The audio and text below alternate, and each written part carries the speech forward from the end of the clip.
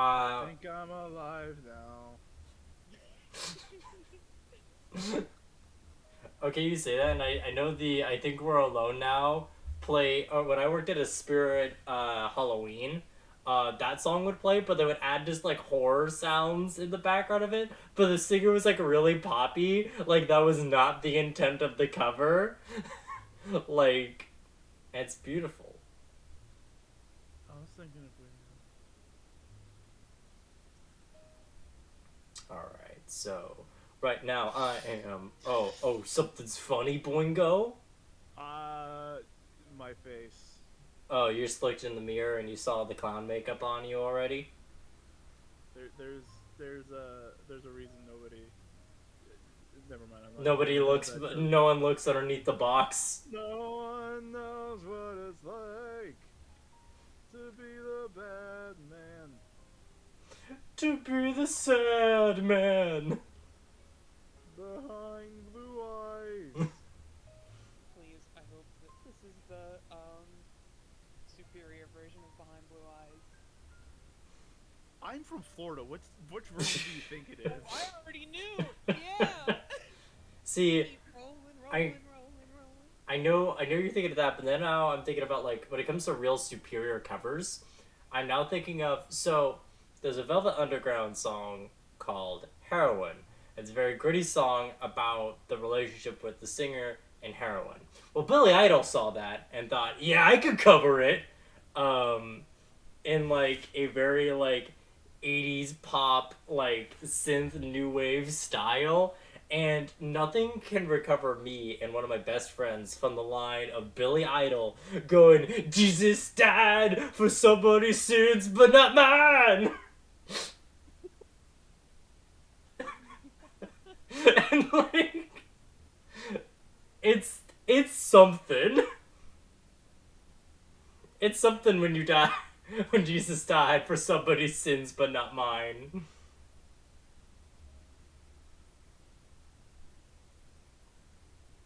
Alright. I would die for my sins. I don't know, you're a machine. You haven't committed sins. Theoretically. All right, fine. I won't do the Goku joke then. No, Goku's died for people's sins so many times.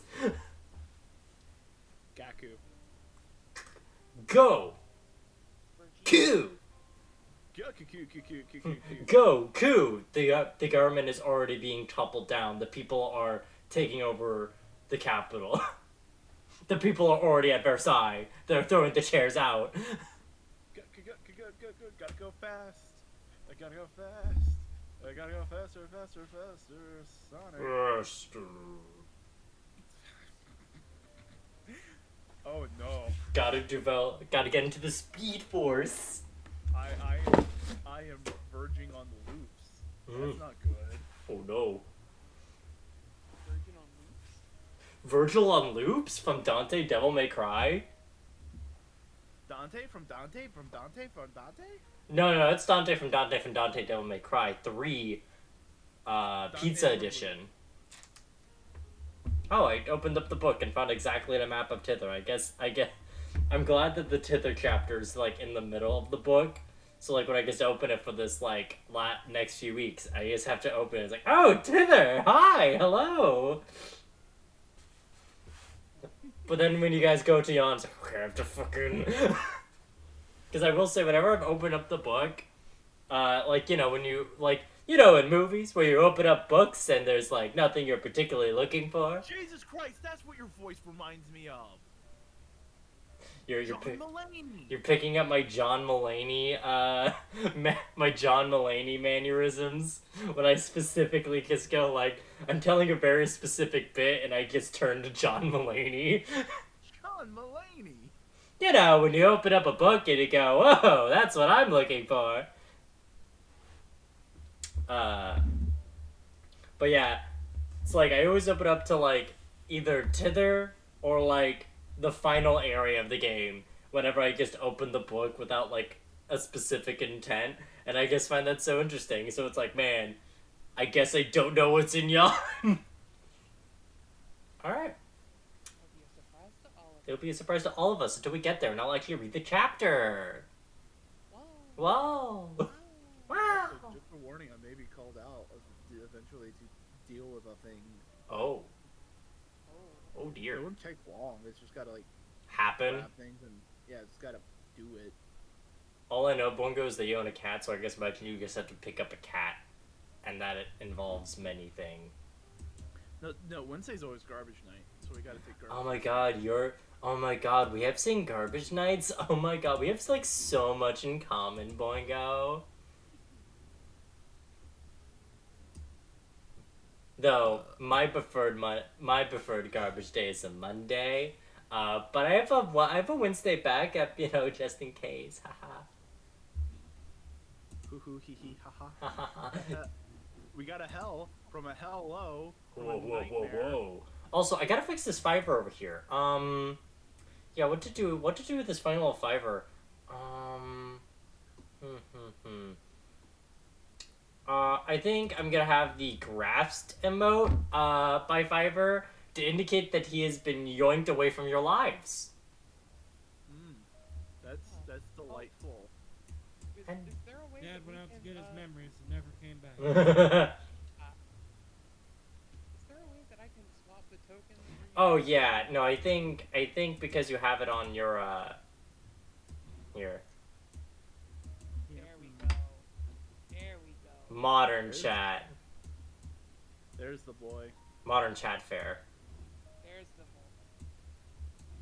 moment. Now this chat could be the watch. So large.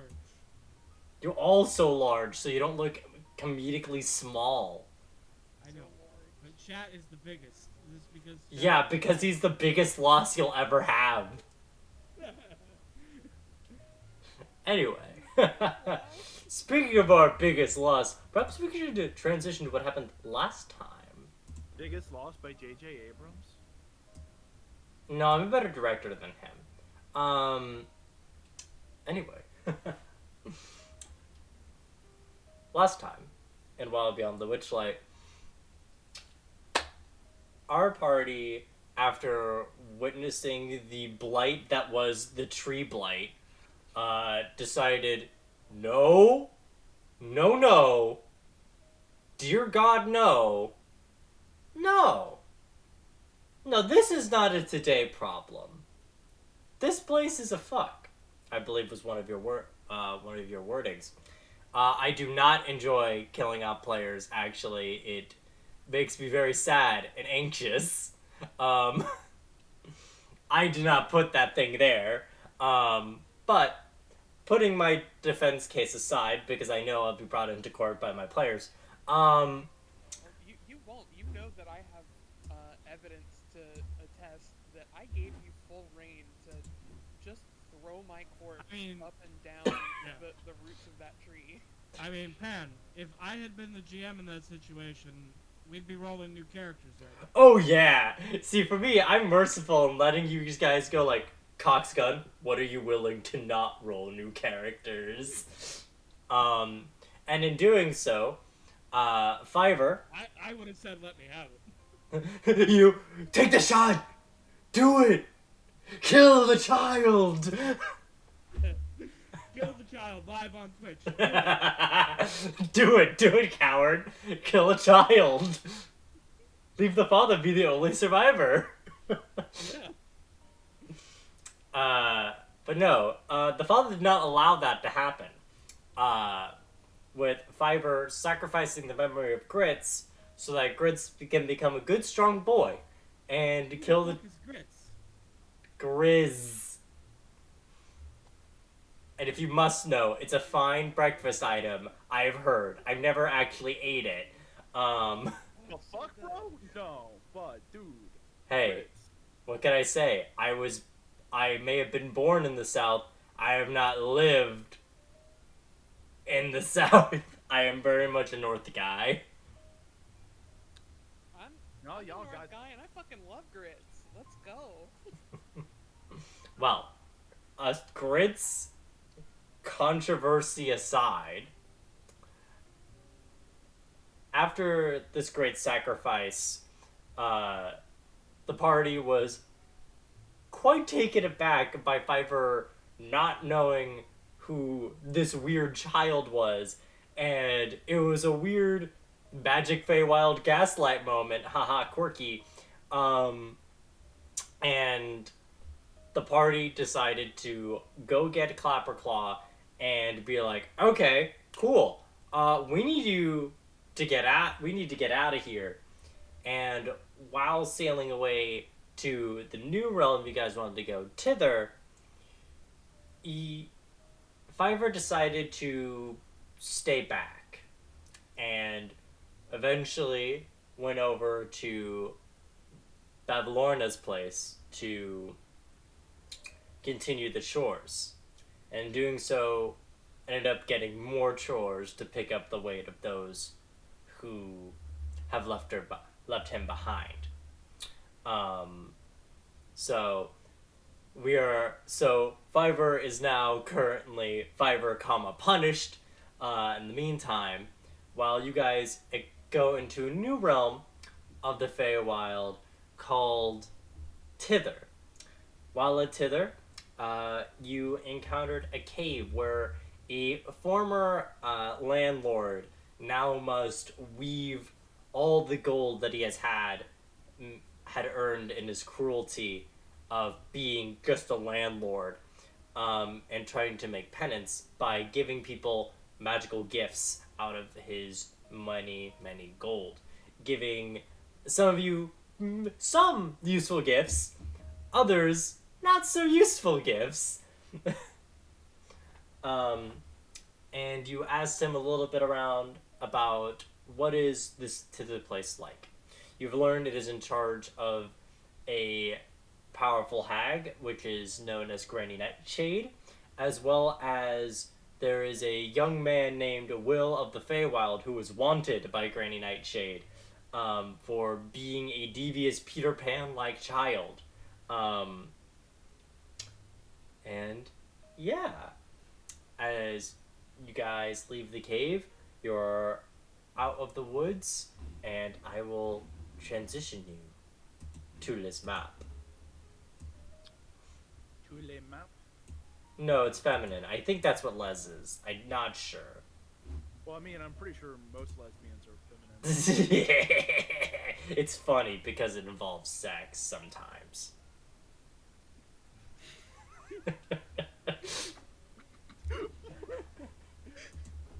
I'm glad I gave you all a chuckle.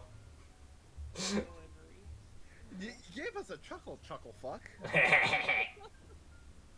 Alright, also I'm gonna shrink you guys down because you look so big. Without... Yeah, Rhiannon was here to make us all humble in size. Now I have to shrink the people. Have you seen that animation of RPG heroine who is... Oh yeah, the same 1-to-1 style? on real world? 1-to-1 on world map? Yes.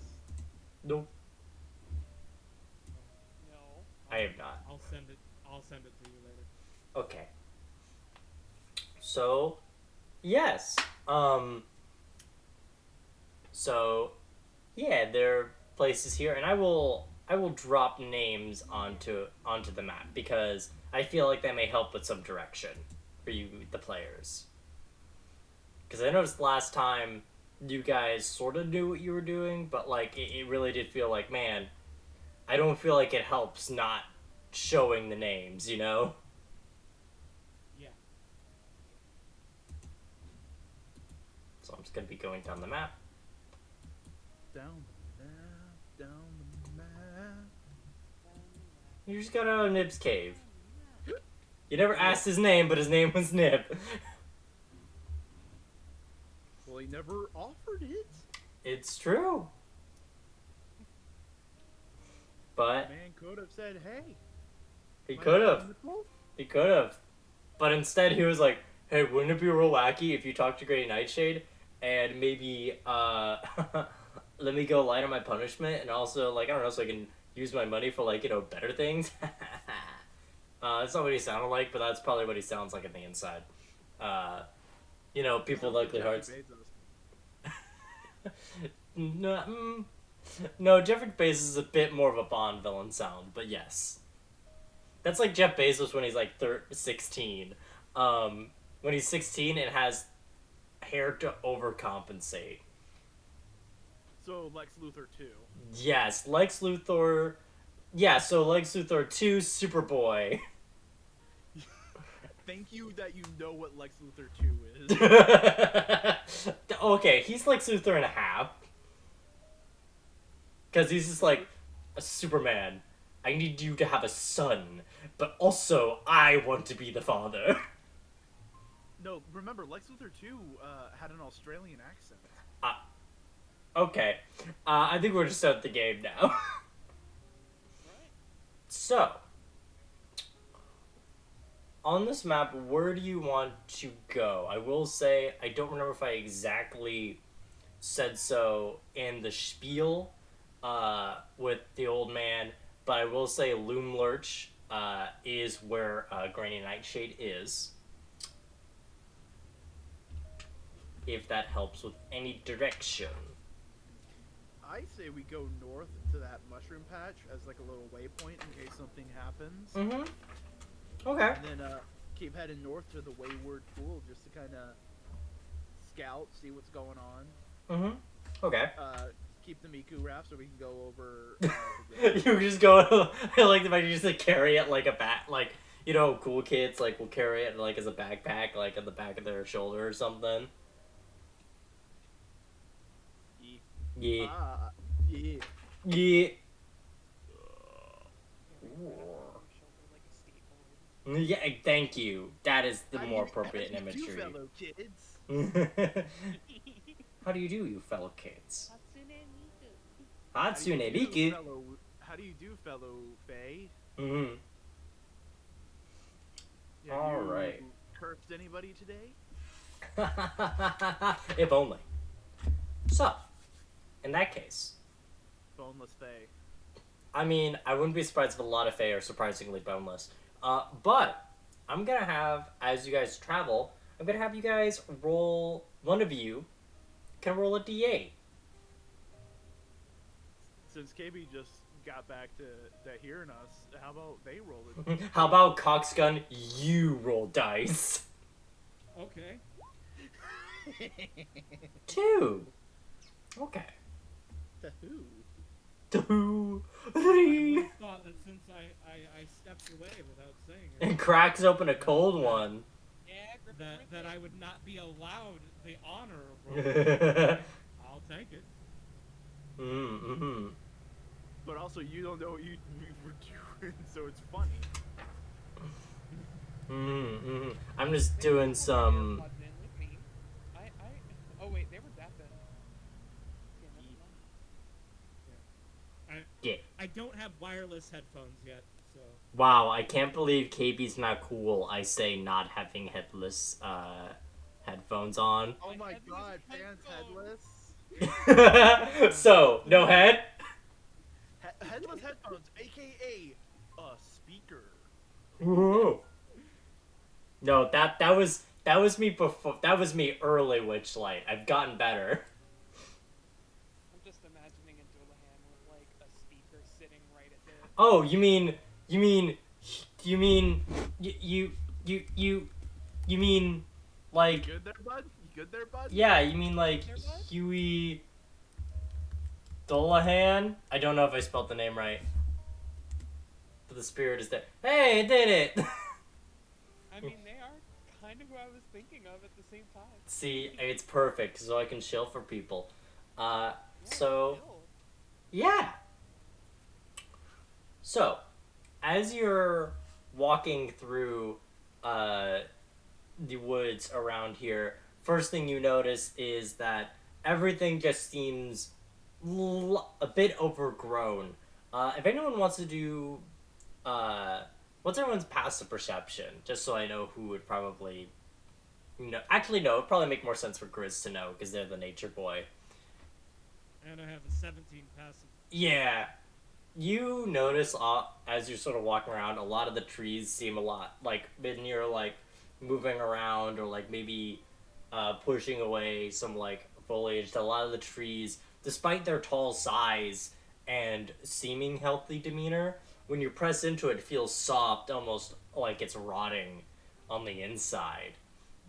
Oh, as if it's like everything is just like healthy front, horrible insides. Dear God, are we surrounded by tree blights? You, with the power of the passive, uh, with the power of past experience and nature, you do not notice any tree blights. If there were, you'd feel it in your bones. Bones. Bones. Yeah, there's a difference between sick trees, even semi-awakened Feywild trees, and a tree blight. Tree blights come. You got something like a treant. It's the blight. It's sick. Okay. These are not quite the same. And you also notice as you're walking around, a lot of fungi are very popular around here. Like a lot of mushrooms sort of popping up and everything. A lot of those like mushrooms on the side of a tree. Those seem to like form almost like very exaggerated, as if like that's how you could climb a tree versus like using the bark. Hey, look, I know I'm a fun guy to be around. Ha. But as you're sort of traveling around the woods, I'm so glad I can use this chucklefuck music because I didn't know when I could use it, but I feel like this fits the situation probably the best you're gonna walk into. Excuse me. But Oh no. I'm gonna turn this down a little bit, but I love that I can use this because it fits this dumbass energy. You see a pot, almost like a cauldron of sorts, placed in this like little opening, and there's like this funky little mushroom that seems to be like animated. It's got like a little face, almost like a rubber hose cartoon. And it's just sort of like vibing. There's like a bunch of carrots in the pot. It's nice bubbling and boiling. And he's got like a stick of butter that he's sort of like moving around himself like a VeggieTales character with like no arms, but just sort of like, you just sort of accept that there are invisible arms. And they're just sort of singing to the nonsensical lyrics that are "Cats on Mars." Is he in the pot? He is not in it yet, but he's sort of like he's like preparing to. It seems like he's getting. It's almost like the butter is the first step. What you cooking there, mate? Oh, I'm not cooking anything. No, this is a bath. Oh, you're getting a cooking, huh? No. My good friend was telling me I needed a bath, so he was very kind to me to prepare a bath, and I'm just. He told me the butter really makes it really relaxing when I go in there. Dear God, he's another clapper claw. Oh, hey! No, that's not another me. He's got a head. Oh, wait. Hey, you do have a head? I have a cap. Well, he's got a hat, I guess. I guess you wear hats on your head. I don't know. I'm just sort of like... I'm not tall. Yeah, you're not tall. I guess I'm like a little guy. Yeah, you're a little guy. And I've got a cap. He's got a cap. He's got a cap. Chat, you're not helping. I will say, this thing is dumber than Clapper Claw. Question: do you have soap? Well, I was told this butter works as soap because my good friend Korha said that it's like soap because it's animal fat. Checks out to me.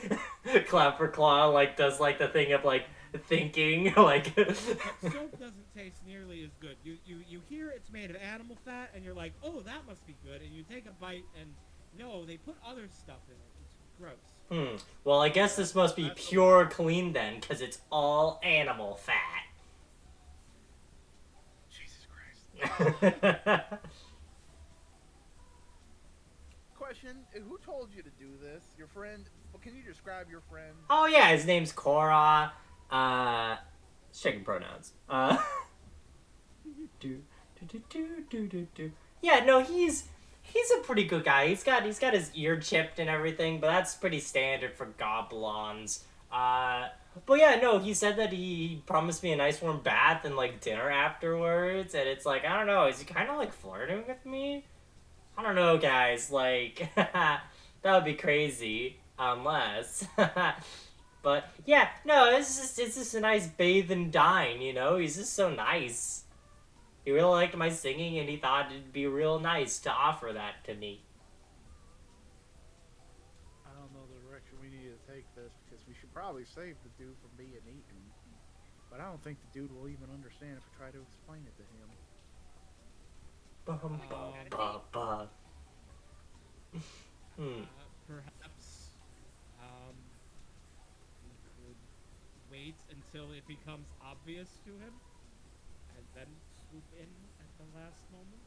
Yeah, but that may be like a frog putting in like water and you turn it to boil and the frog won't jump out because it's normal for him. Yeah, Frog. it doesn't seem too bad.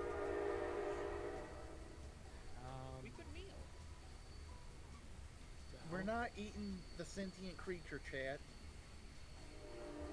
I will say, as you're doing this little guy is fucking vibing. I'm putting the frog back in my bag. I'm also imagining Clapperclaw starting to dance with him too. Oh yeah, he's moving around, but you can't hear him with his nice boots of elven kind.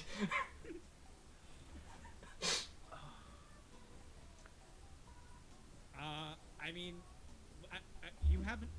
I guess. Zev, at least you gotta do is try to talk him out of it. Kid, are you aware of what a stew is? I've heard it's a real funny name, but I haven't had it.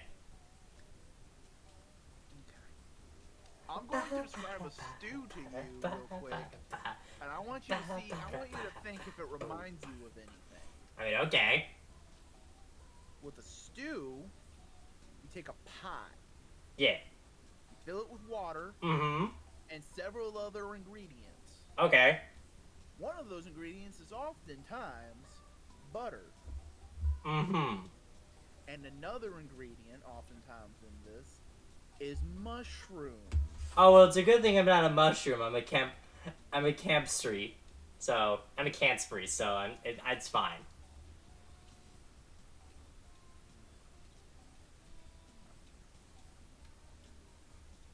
Zeb just looks for a tree to bang his head against. There are many. Umami. Yeah, umami. What about your mommy? Umami, it's a flavor. Umami. Okay, you know when you eat meat and it tastes like meat? That's umami. Or mushroom. Yeah, or fungi in a variety of sorts. Oh, I am a fun guy. First off, may I just say, out of character, thank God he's not talking like Toad. I can't sustain a Toad voice. So I'll give you one last chance to try and do anything if you want to do any rolls or anything before next moment will happen.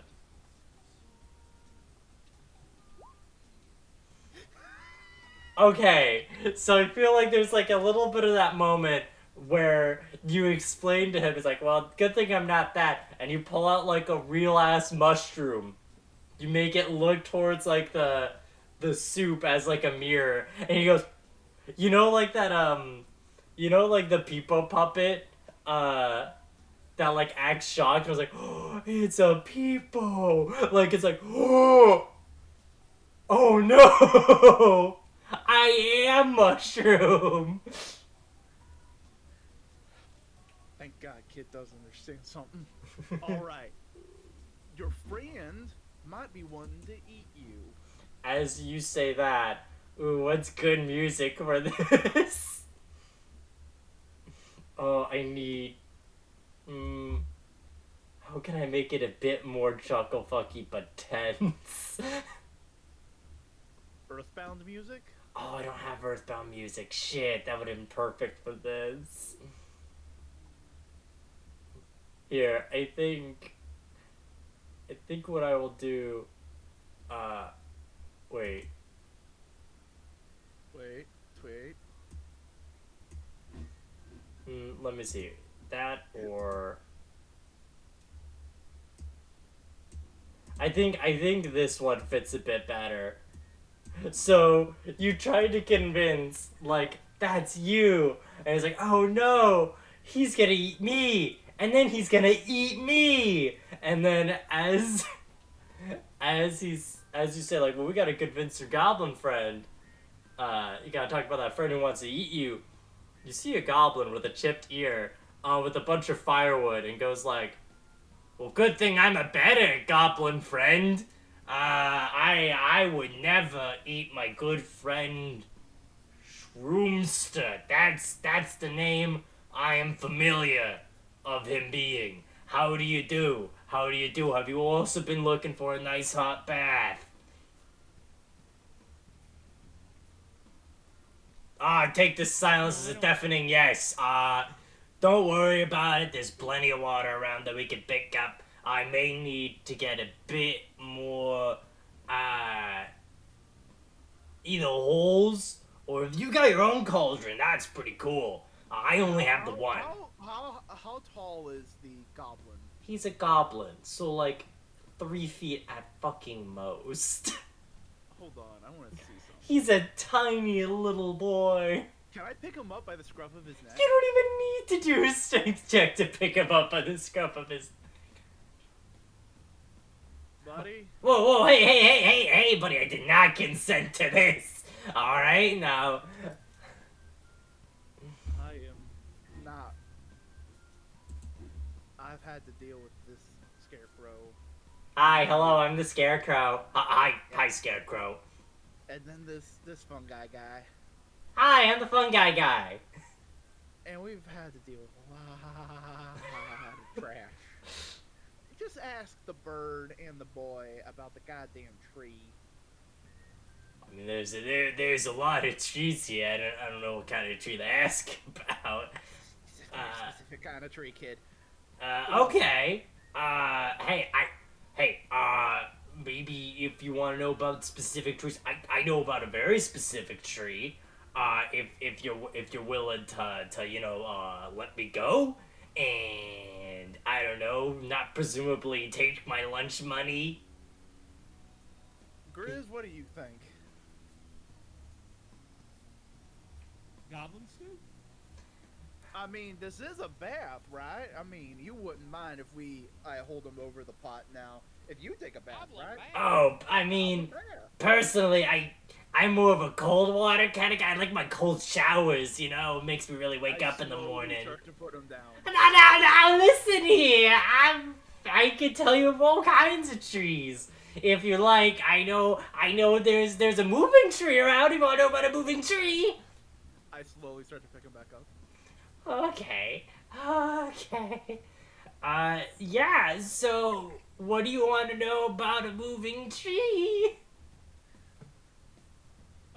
Who be living in it?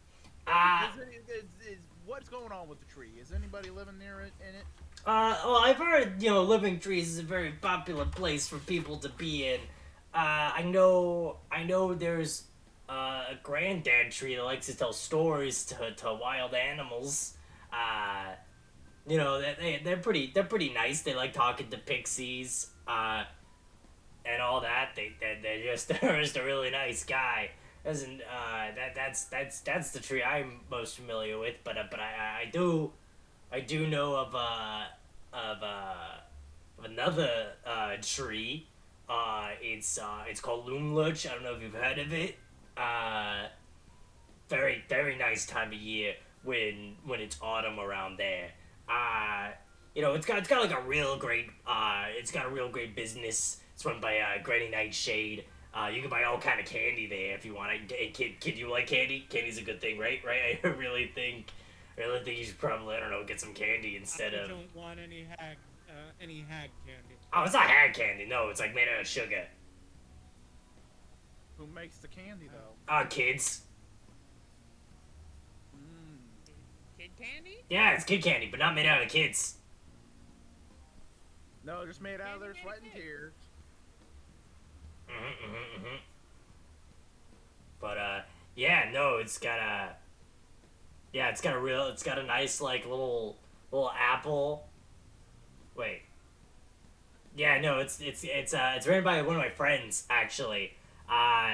He's got like a funny head. He has like his head is like he put like this weird apple on it. It's kind of a fun quirk. Yeah, so I don't know if you if you wanna you know I don't know maybe an in. What did your old head look like? Oh, his head? Cause my head's fine.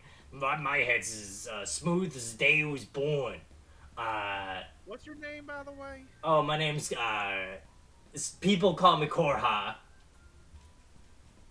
Corn cob. Got it. Mhm. But yeah, no, I know a guy there. You know, you could probably get some discounts on the candy. You know, if you let me go, I know where to go. I could probably go faster on my own 2 little feet. And I can. Oh, no. See, here's the thing.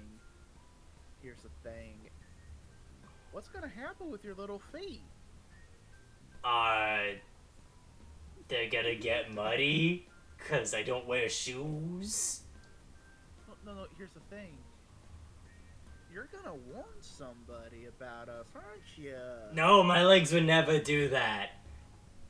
No, but your mouth though. Oh, well, you should have talked about that. You see, I honestly, hey, all I'm seeing over here is that, you know, you threaten me with a good time after I've already invited someone else to have a good time, and now you're trying to threaten me over something that I would never do. I would never do that. Do you swear by it? Yes, pinky swear even. Would that be question 10? Would that be binding by the rules of the world? Yeah.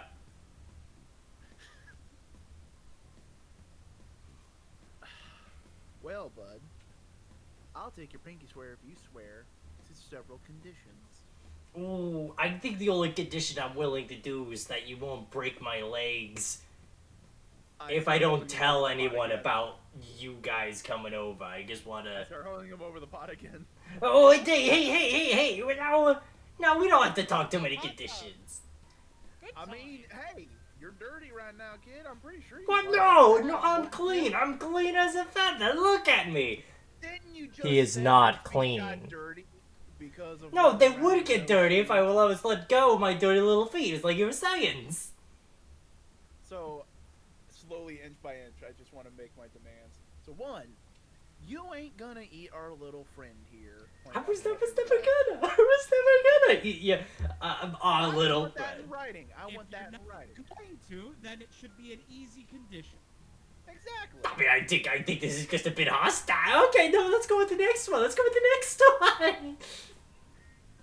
You, if you are to meet anybody with significant power, such as, say, a hag or a pernicious little rapscallion around here, what was his name, Grizz? Will in the woods. Yeah, Will in the woods. that kid. If you run into them and they ask any questions about any, say, random passersby, you lie up a storm. I mean, hey, I know I don't snitch. All right, I don't snitch to anyone. So I'm used to, you know, lying for good friends. Good great friends. That it? I'm trying to think what else would be good outside of. I think that's really good. I could do that, no problem. I think that's a pretty easy conditions I could follow. You know, just hand me over that pinky and I could do that for you. Oh, final condition. Ah! you carry this raft for us and just come along with us. Okay. Carrying the raft. Okay.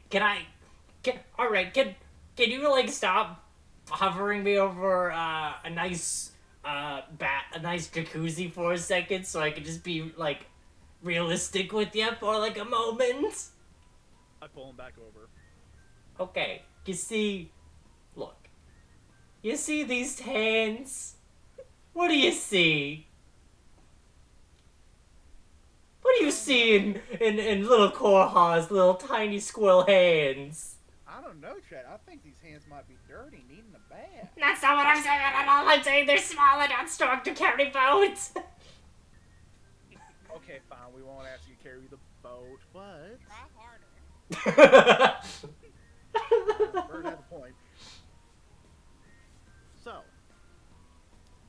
why don't we? The last little bit of thing is a little bit of information. You've told us about some trees and some things. Yeah. So, let me ask you this: is there anybody around these parts who would perhaps be able to give us some kind of insider information about the hag? I mean, I told you before. I know a guy. I know a guy who runs the candy business. You know, maybe you know, I could talk to him for you about this. You know, maybe work a bit more than just candy discounts. You know what I'm saying? You know what I'm hearing? You hear the tongues out of my words? Then why don't we solidify this? First rule: do not eat Mushroom Boy. Yeah, Got it? we got that. I was never gonna do that. Okay, but yeah, no shit. We understand you're never going to do that. We just want to make sure it's in writing. Yeah, no, of course. 2, you're not allowed to tell the child of Feywild or the hag about us. Uh-huh. And the third one, you go talk to your candy man and say that some people just want to have a friendly conversation with them. Of course, and in return, I would ask you not to harm me in any way as long as I fulfill these conditions, or allow me to be harmed. Ooh, buddy, you almost had a pinky there. How Ooh, about but also consider, I'm only risking my pinky. I ain't taking it. I don't see anything on your pinky stakes. Oh, no. Here's the thing. We will not harm you. We agree to this. All right. I'd say, on that top note, if you do not act in accordance against us, we will try to make sure that you are not harmed. Yeah, if I don't act in accordance to the following conditions, you will not harm me in any way. If you work against us in a combat situation, we are then privy to harm you. If you break it, I'll take it. And Chat holds up his hand that is missing a finger already. He sees that and goes like, "Ha! Joke's on you, idiot! It go to him." Wait, no. It'd go to me. Maybe. I mean, I would always. Theoretically, he would. Yeah, I did say. Just say hypothetically, if I were to considerably, possibly, let's just say worst case scenario, for the sake of argument, were to break this contractual agreement, and if I were to, say, bruise your ankle a little bit with the intention of harm, my pinky may become yours. Who knows? Fair enough. Now I'm a kind and generous man. I mean, I was trying to give you a bath several times. Because you said it was a bath, right? It is, but I told you I prefer cold showers. So, conditions are as being held. 1, do not eat Mushroom Boy. We understand you're not going to try and eat the Mushroom Boy. We just want that in writing. Of course. 2, you are not to tell the hag or the boy of the Feywild about us. Okay. And 3, we will not harm you, and unless you give us a reason to, we will try to protect you. Alright. I could work with those 3 terms. Power in Unless you threes give and us all. a reason to. Power in threes. You could tell, like, he for a moment was totally just gonna try and swoop in. Alright, but he has his pinky out. Alright, do the pinky swear. What's the guidance for? Just casting that on Zeb, just in case there was anything that do we might need to be, do a thing? There is no in thing. case It's anything needed to be like. well, with this pinky swear, Yeah. there is a moment where there is like, you two feel a weight as if like a chain is on you, and you hear through the breeze of the wind, only Zebediah and Korra hear this of like a click of a key, and then when you let go, you two know the world will remember this. If either of you were to break the rules of the Pinky Promise, one of you will lose your pinky. Alright, I'm writing down my conditions Mm-hmm. to make sure, because I know one of them is that third one's gonna bite us in the ass somehow. You can't harm Don't weasel out of it. him when you're about to harm him. Diplomatic immunity! And I say, you're annoying, you gave me a reason. But consider this reason's not valid in terms of a wild card. Ah. Yeah, but the hags got rid of the Feywild Court. Ah! For a hag. The little guy just turns to that one like emoji fading into like fucking Thanos. I'm glad Korha is going to become a significant party, a temporary party member, along with Clapper Claw. Let me just pull up a goblin icon. Our little warband's really Hey, the best part of a D&D group is all the people you recruit and be like, no, they belong to us now, actually. While you pull up a goblin, can I get my new token? Do you already have your token there? It changed. Oh, it did? Oh, okay. No, it's not the token. I just imagine to keep the third rule like super secure, Zeb's just strapped him on his back and he can't move. Like, oh, fuck, no, you do it like the baby, like, in front of him, like, those baby security things, like, we use, like, a holster or something for the baby. Wait, hold on. I know exactly.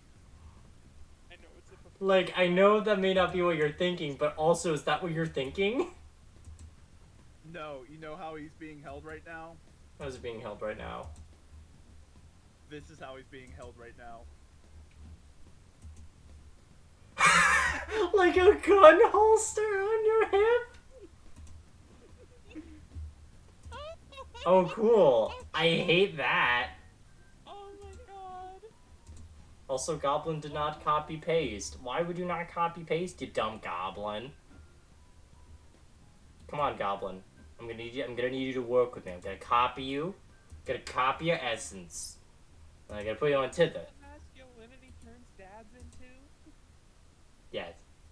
They need a gun holster for their baby.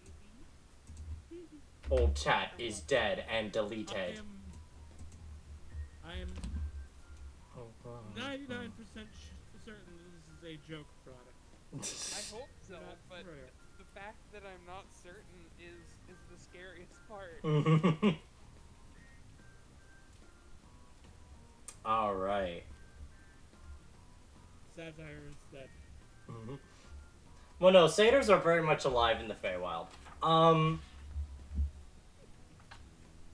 But you, I'm gonna change music from this like goofy, this like chuckle fuck music. The goofy interrogation getting into a bad contract thing. I don't know what to tell you. They strong on me. Quite literally, he's used his strong arms to carry me over. Now I'm just carrying you on my chest. I bud. just carry him like I'm a tiny little baby. Alright. I scruffle his head. Ow! So we are traveling again now. Yeah, you guys wanted to go to the fairy ring, and I feel like it was fair to be like, that's not too far away, so that's probably the most eventful encounter on your way there. Now, So, I will ask for anyone to roll me a d8, and that will determine the nature of this little ring of mushrooms. okay, hold on.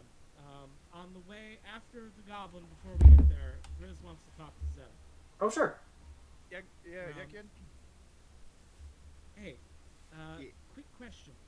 Yes. Um, is there a reason that you wanted the goblin not to mention us to Will?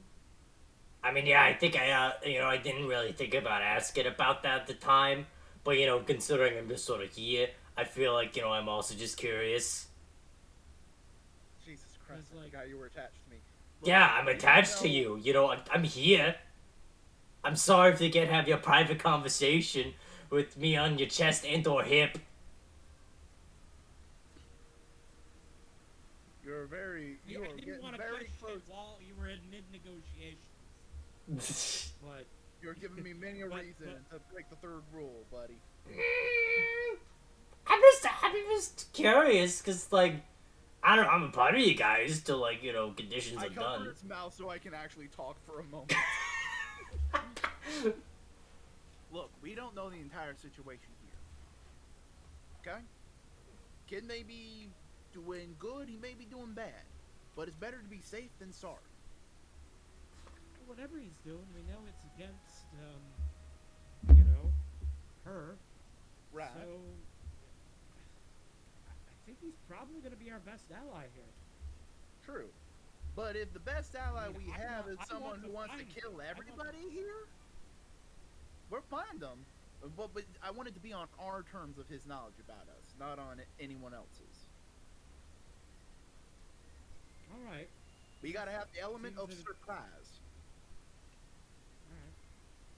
alright. That makes sense. He's going to be hard enough to find, isn't he? Like, I have a if feeling we're miss, gonna make that's- enough chaos that everyone's gonna start looking for us, but they won't know who we are. Look, here. I was just trying to make sure, cover all the bases, even if the bases should have been a little uncovered. Alright. Well, let's go then. I think we're almost to the ferry there. Yes. And I uncover his mouth. Alright. I mean, okay. You could have just asked nicely. Look, we are in a tenuous situation in our relationship, bud. At some point, yeah, we'll probably be asking nicely and be on friendly terms. But right now, we're early in this relationship. You know what? No, I'm not gonna say anything, because if I say anything, damned if I do, damned if I don't, because I see how our relationship is. Look, No, it's fine. It's okay. I get it. It looks like I'm the asshole. No, it's okay. No, I'll just sit here and be quiet. A little Cora being all quiet. That's what I'll do. you okay there, bud? Yeah, roll insight.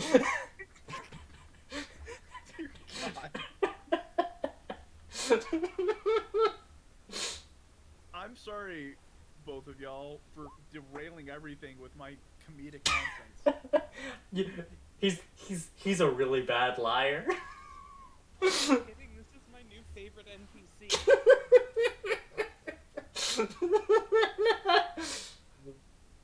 I'm glad you had this 1 in 8 chance of encountering Cora. I start ruffling his hair. Are you really feeling okay there, buddy?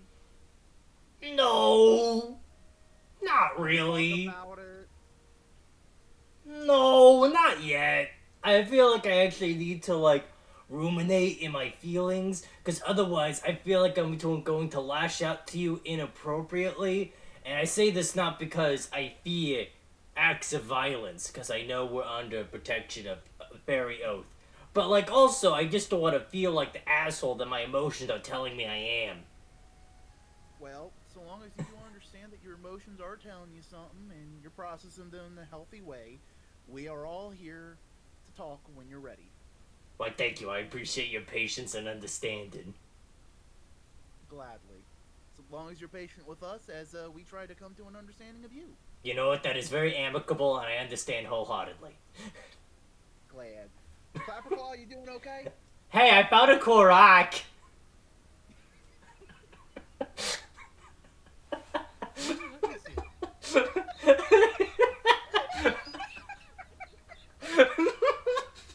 Who wants to judge the goodness of this rock? As soon as Dad is away. We went into that little random encounter, and I was thinking, oh, we're grabbing the mushroom boy. The mushroom boy's coming with us. And no, we have the fucking asshole New Yorker goblin. It's an okay rock, but it's got a little bit of a shine to it. You can see why Clapperclaw found it interesting.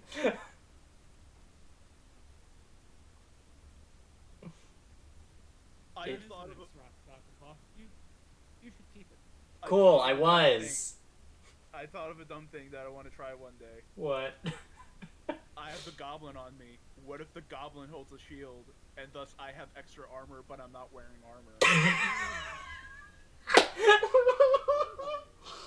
Just strap the goblin onto your forearm while he has a shield.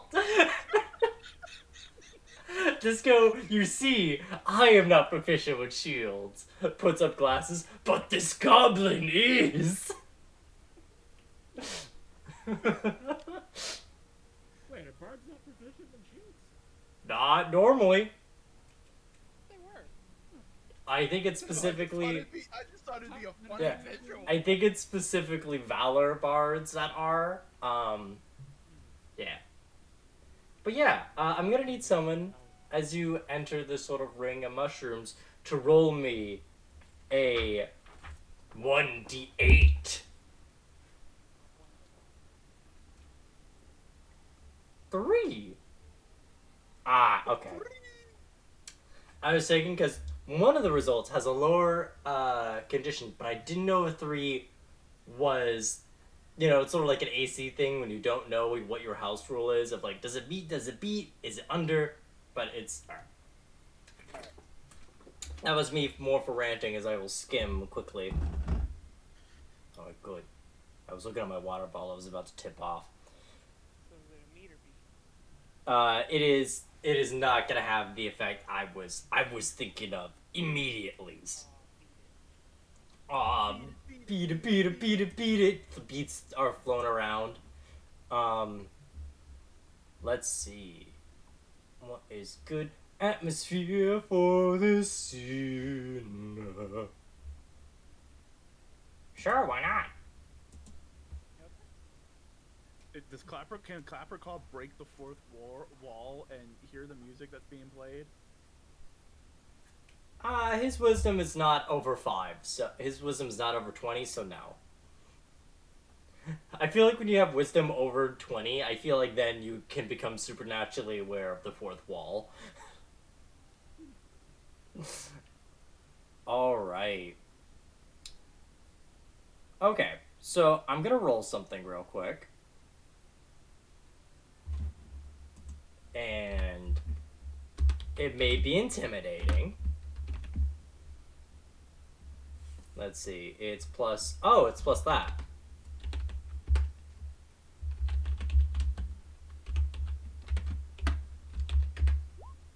Okay.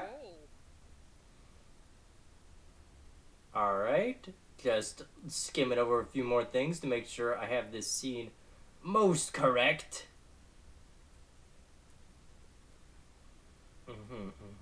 Jiminy, fucking Christmas, that's the number. Color me intimidated. 3d8 plus 60. What kind of table are you rolling on? Oh, it's not a table. It's, you may witness soon. It's the health of the boss we It's a lot of damage. Boom.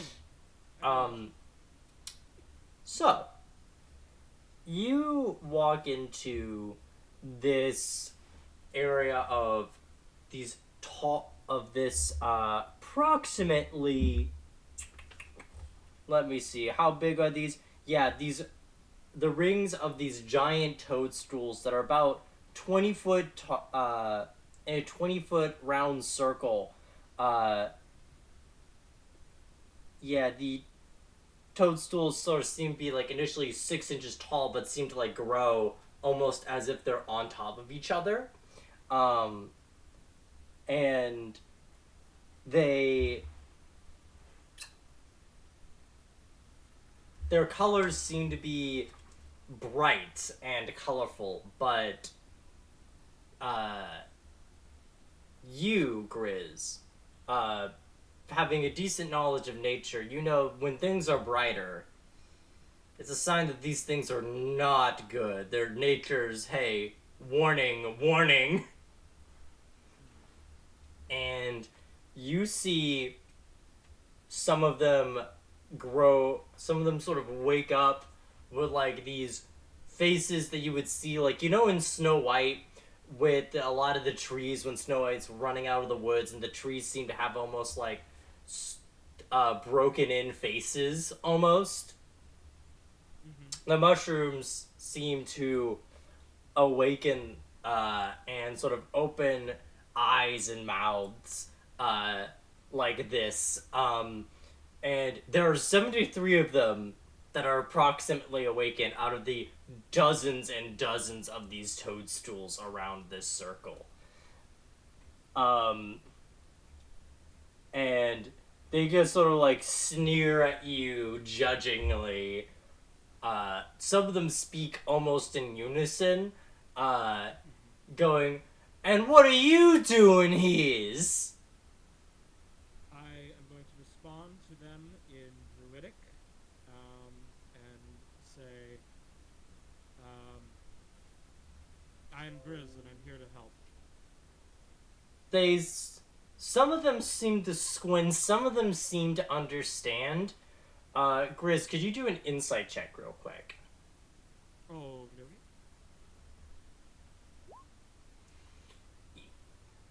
It's weird. It doesn't seem like all of them understand, but you're not quite sure why, because you're speaking sort of the tongue of nature as you were taught.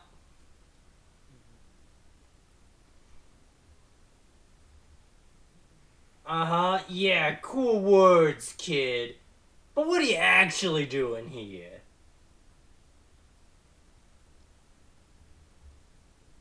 Was that the mushrooms or the goblin again? Mushrooms. Hey, what? No, hey, my voice is deeper. My voice is more raspy. I dare say it's a bit more attractive than the average mushroom. I mean, your voice is pretty good, my bud. It's just, we haven't heard it a ton. We still need to talk and communicate and become friends. You know, understandable, and I will hold my tongue as I can contemplate my own emotional turmoil. It's fine. Look, we're here for you. We're here to move on. I know you are. I also feel like I don't know how to talk to mushrooms given my prior circumstance with the shrooms. Grizz switches to Sylvan to talk to the mushrooms, and says instead,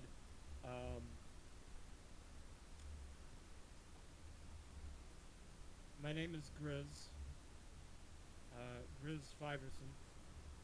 I am here.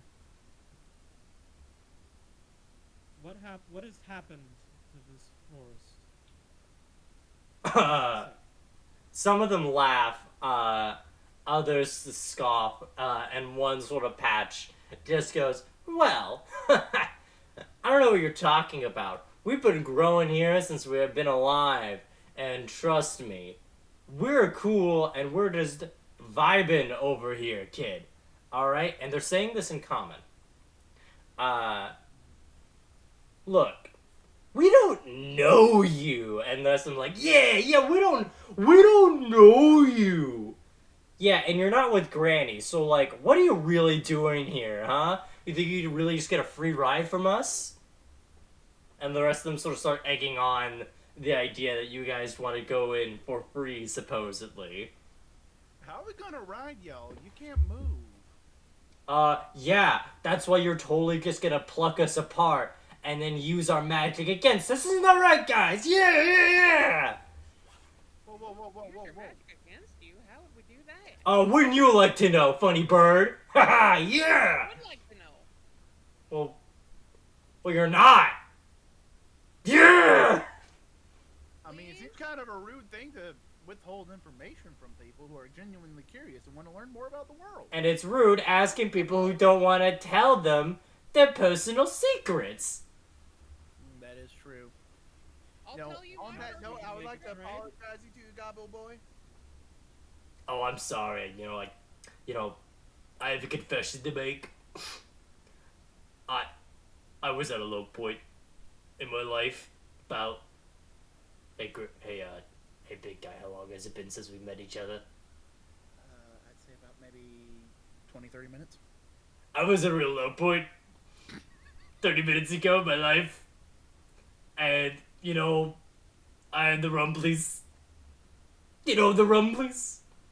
Oh, and the tumblies. Yeah, the tumbly rumblies that only shrooms could satisfy.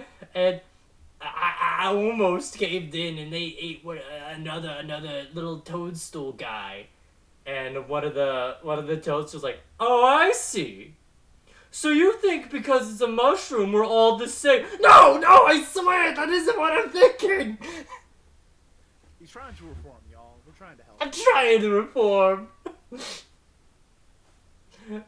No, it sounds more like they brought in this guy to try and eat us. Yeah, I bet he is. Actually, he can eat y'all. See, we made a little promise, and the first rule was like you can't eat sentient mushrooms anymore. I thought it was only just that one. I mean, oh yeah, no, I can't even do that anymore. I'm so sorry, guys. I cannot eat you despite the fact of my rumbly tumbly.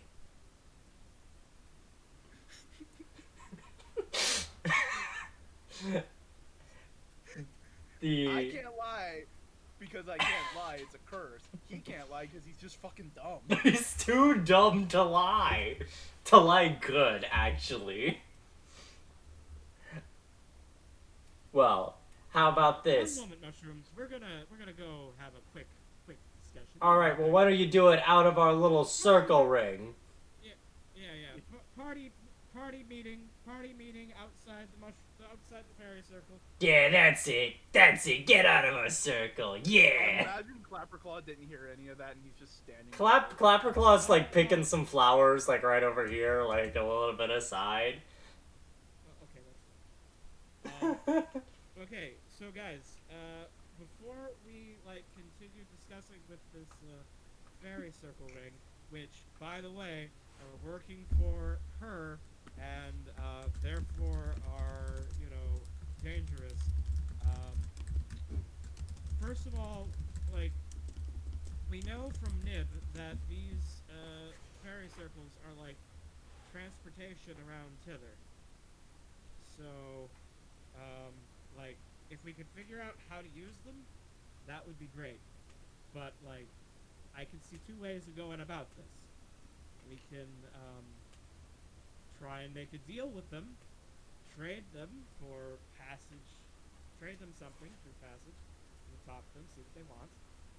Maybe they'll want us to go on some sort of quest or something for them. That's something adventurers do, right? I would imagine so. I'm just a professional wrestler. Right. I think you're an adventurer now, buddy.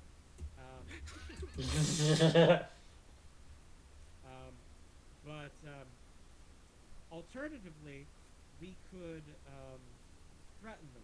Now, I could summon 8 deer, and deer will so.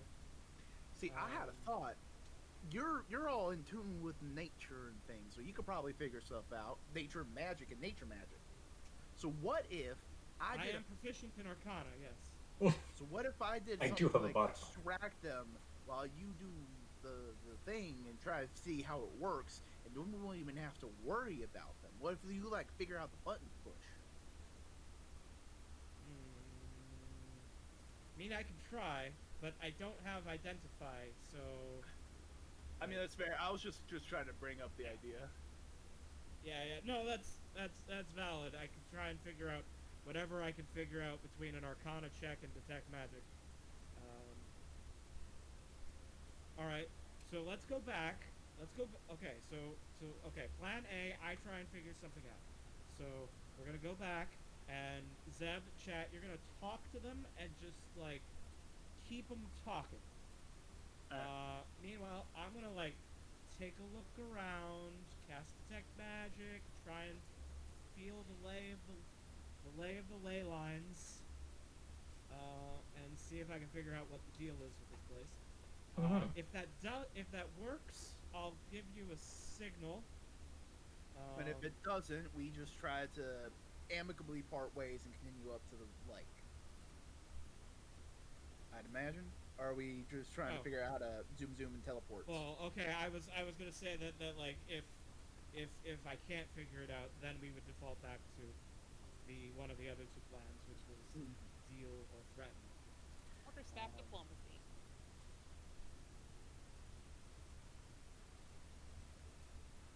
I think deal might be better just because we're not dealing directly with the hag, and like. Okay. All right. Okay. So here's the order of operations.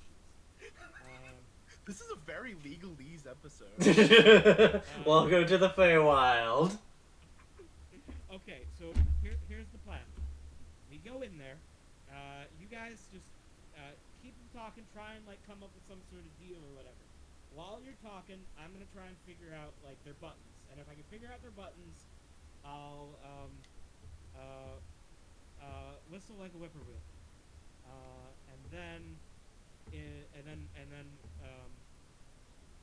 either do it or like that'll be your hint to come and meet me outside, and then I'll tell you how we can do it. And if I hoot like an owl, that means I can't figure it out, and you should go ahead with some sort of deal if you can arrange a peaceable one. And if they don't offer a reasonable deal, then chat, what did you call it? Quarterstaff diplomacy. Right. Alrighty. Let's go make sure we get Clapper Claw and keep him out of trouble. Okay, so I think this is a Petunia. This, I think, is a Rossi. You are a Daphne. And, oh, hi! Hi. I'm sorry I can't help you identify flowers. I'm not proficient in nature.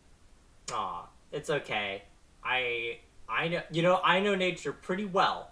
I know that is a tree, and I know you are not always a bear. Only sometimes. That's why you're not always one. They tap their head as if they said something really smart.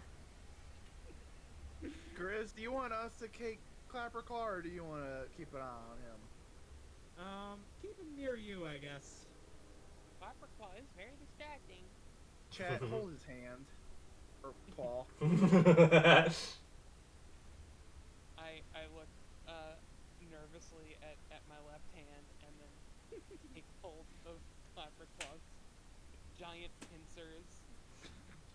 I feel like when you take hold of them, they just sort of like instinctually like squeeze in. It's a bit like, how do you react as it just sort of like instinctually just like clasps on? Wince. Definitely like a nervous wince. Okay, not enough for him to notice something's gone wrong. Uh-huh. Oh, hi. Oh. They look at you. Looks at Grizz. They lean over. Are they trying to date me? Maybe. Do you want to date them? I mean, I don't know.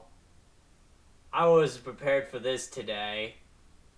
Or any day, really. Oh, man. My heart is reserved. But we can do lewd things like hold hands. I don't know what that other word is, but I don't have hands. Grasp claws. Okay. Zeb just is looking out into the middle distance of like, what has my life turned into? Ringing cat. Wrangling cats. I'm not a cat, I'm a bear. I am a former dog, now bear. Yes. And no, totally not the other way around. All right, let's just go talk to the shroom boys. Grizz, you know what to do. I'll give it my best. Alright, Grizz. So, just to clarify, you are gonna cast Detect Magic, correct? Yep, I've marked off the spell slot. Okay. I don't know if they're gonna give me time to ritually cast it. It's not so. Yeah, I will say, you guys are good at stalling. I don't think you're that good at stalling. Hold on. Mm-hmm. May I do one of these For what? to distract them with wild acrobatics? Why don't know? Well, first off that, I would think it'd be a lot more of a performance check.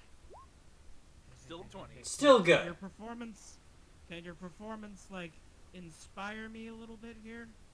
Zeb? Okay. Just in case, like, I need to make any rolls. Within the next 10 in-game minutes. Right, which is exactly how long Detect Magic lasts, so that works out. Hold on. You know what? Can Bardic Inspiration work for anything? I think now it can. Then you got a Bardic Inspiration. Like, as long as it's a dice roll. Yeah, you can add a D8 to it now. Alright. Alright. So. Grizz I is gonna, perform. like, go and try and figure this circle out. Alright.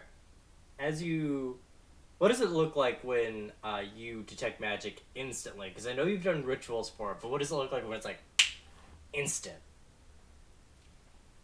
In this case, I think so. In general, I think that Grizz's understanding of the arcane is a lot more primal. So I think it's still like he like smells. Like, he gains a supernatural sense of smell which can detect the odor of various things. I think if it were a video game, though, it would be depicted like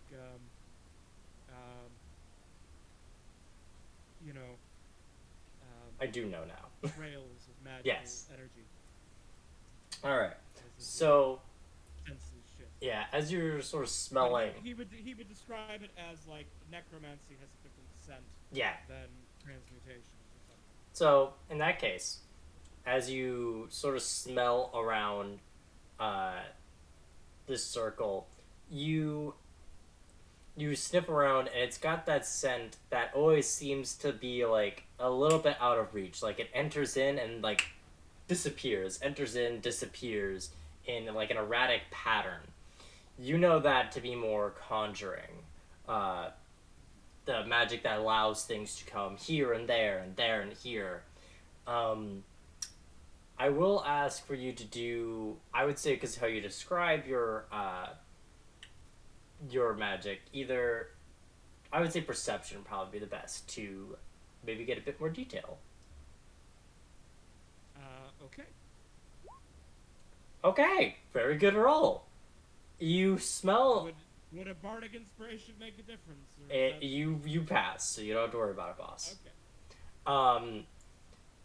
You smell something familiar in the air. You smell, it almost smells like home. And not just, like, in the woods home, like, what the world smelled like before you entered here. You get occasional whiffs of that appearing before it seems to be almost, like, sucked into the earth. Oh, you know what, also, because I know the book does mention something that happens with Detect Magic, but it doesn't put in another aspect of it. You also do smell sort of a changing odor around the mushrooms themselves. Like, it seems like the circle has more of a conjuration scent that occasionally has that conjuring odor, and then, like, maybe a nostalgic with a poem before it fades in, fades out. But the mushrooms themselves seem to have more of a. Well, actually, let me double check the spell because I think it's a weird one. But let me see. No, not that. I'm gonna look at. No, not the tree. Is it? I just want to make sure I have the cluster. Okay, it is. It's got more of a scent that changes very regularly. None of them pleasant, but it seems to shift. It seems a lot more like they were transmuted.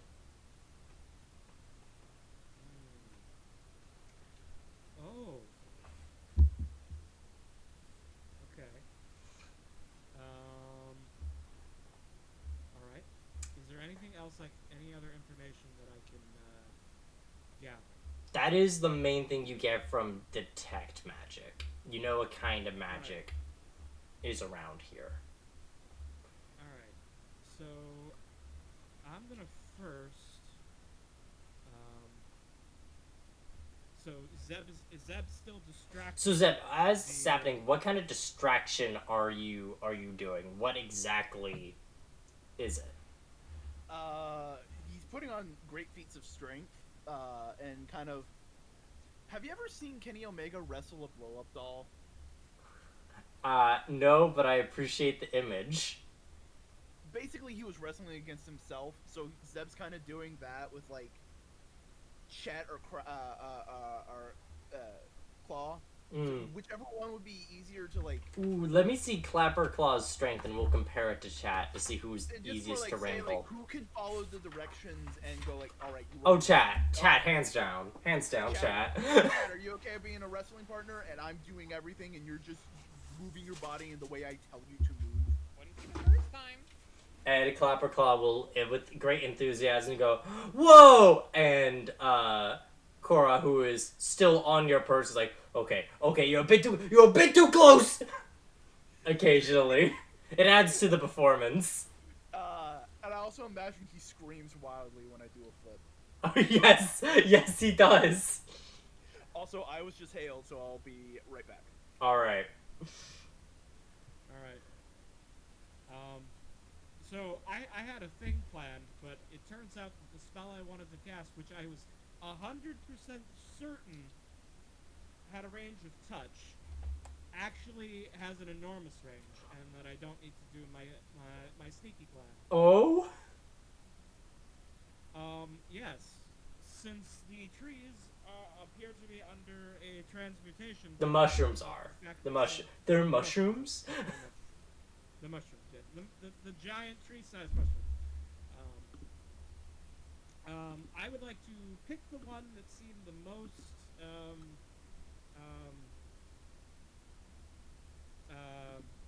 most able to understand my druidic, because I believe there was like some mixed understanding. Yeah, it seemed like in patches. But yeah. Alright.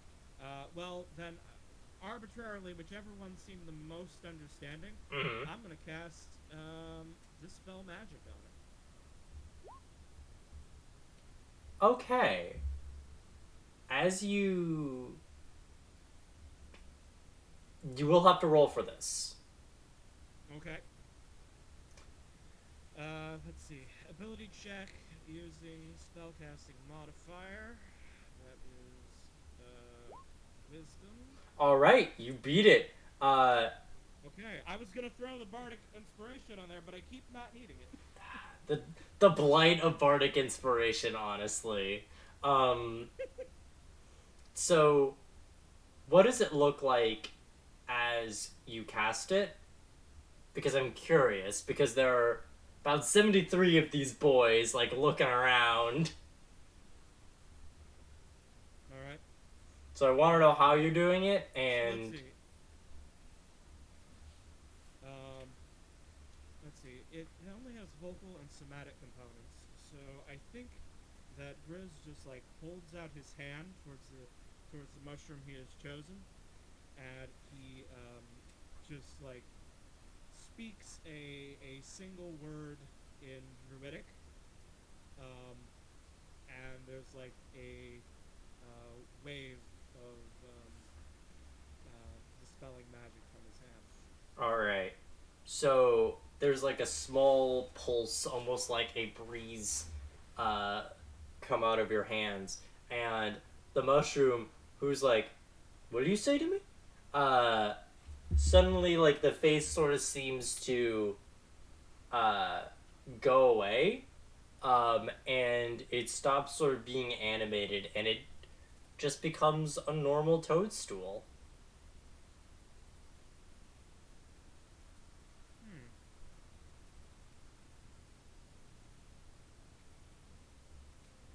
Do the others react to this? I feel like there's like some like near you before like any run, because I was like, "Go what? What do you do? Hey, what do you do? Hey, hey, that kid do something. What that kid did something? Yeah, I think that kid do something. Oh, you know what that means? Yeah, man, we know exactly what that means." They all say in unison. I'm gonna check their. I'm gonna check something real quick.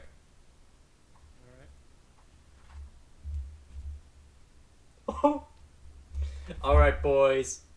Looks like we've been compromised. Let's scram! And all the 73 mushrooms will attempt to dash. They go in 10 feet at their maximum pace, trying to like uproot themselves and just like hop away. Grizz, as you notice they try to hop away, the magic of conjuration seems to grow weaker and weaker. Until they hop away, and it is just miscellaneous Feywild magic around.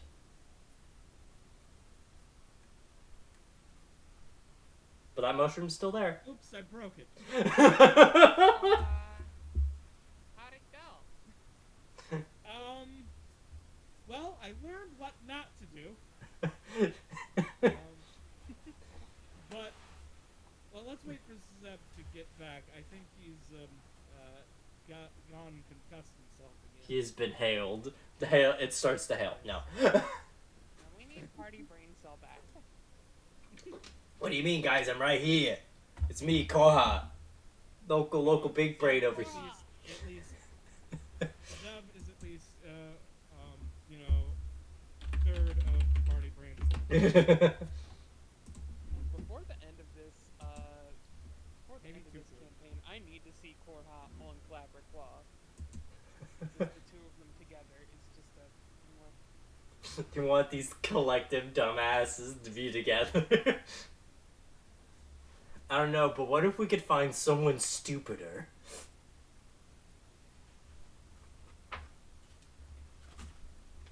I'm here.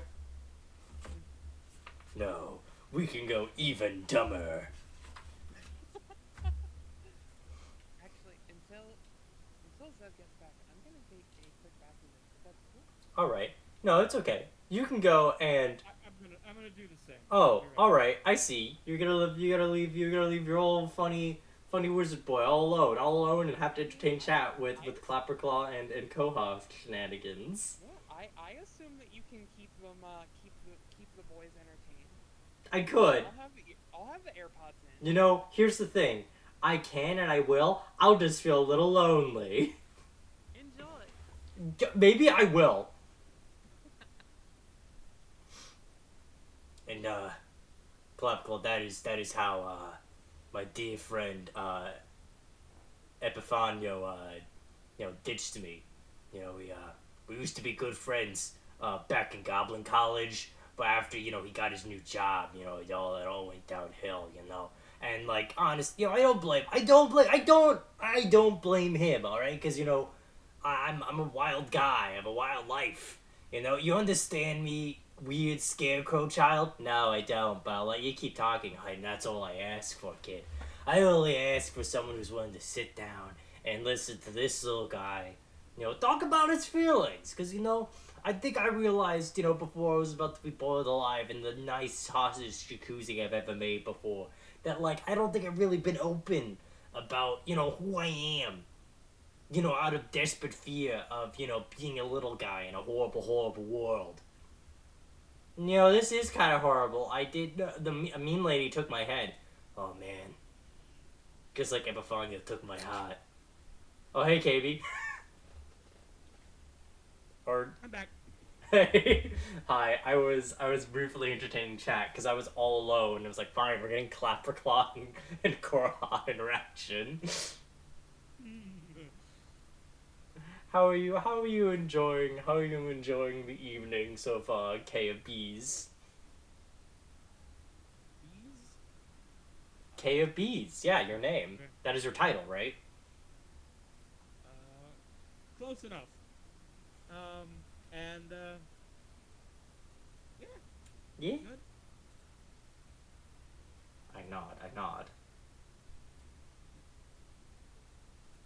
I see.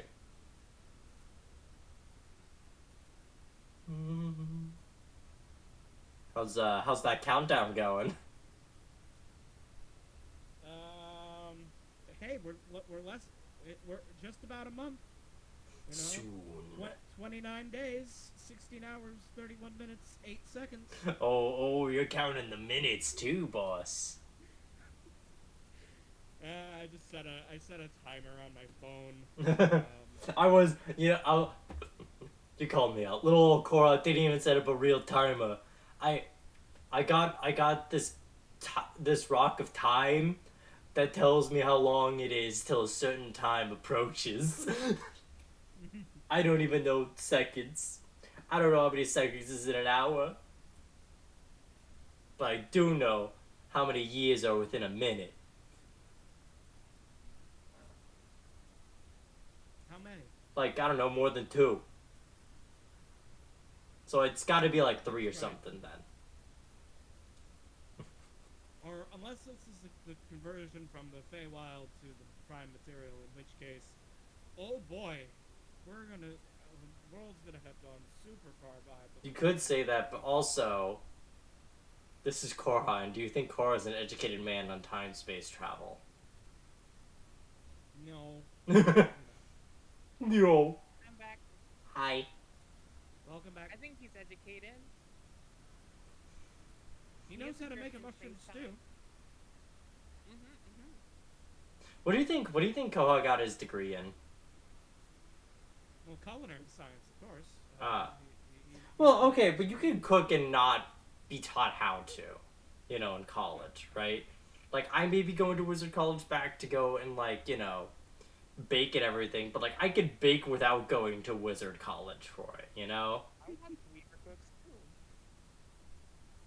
Oh, fuck yeah, I'm glad you came back after making some chalky milk. Yeah. But, yeah, I think now we just wait. Do you want to wait for Boing to be hailed back, or... Yeah, Wait, I does would Boing like stop still Boing up? to get back because I want to explain only once what is well, we need to catch Boing up on what is happening. Hail and well met. Hail and well meant summons a giant well. Like a fucking roller da. What we have here. Well, I've conjured my killer whale to kill you. Because he's a whale. But actually, some scientists would debate that it's more of a dolphin due to its dorsal fin and how social it is and works in pods. And also how much of a sociopath it is. And you just became New York halfway through again.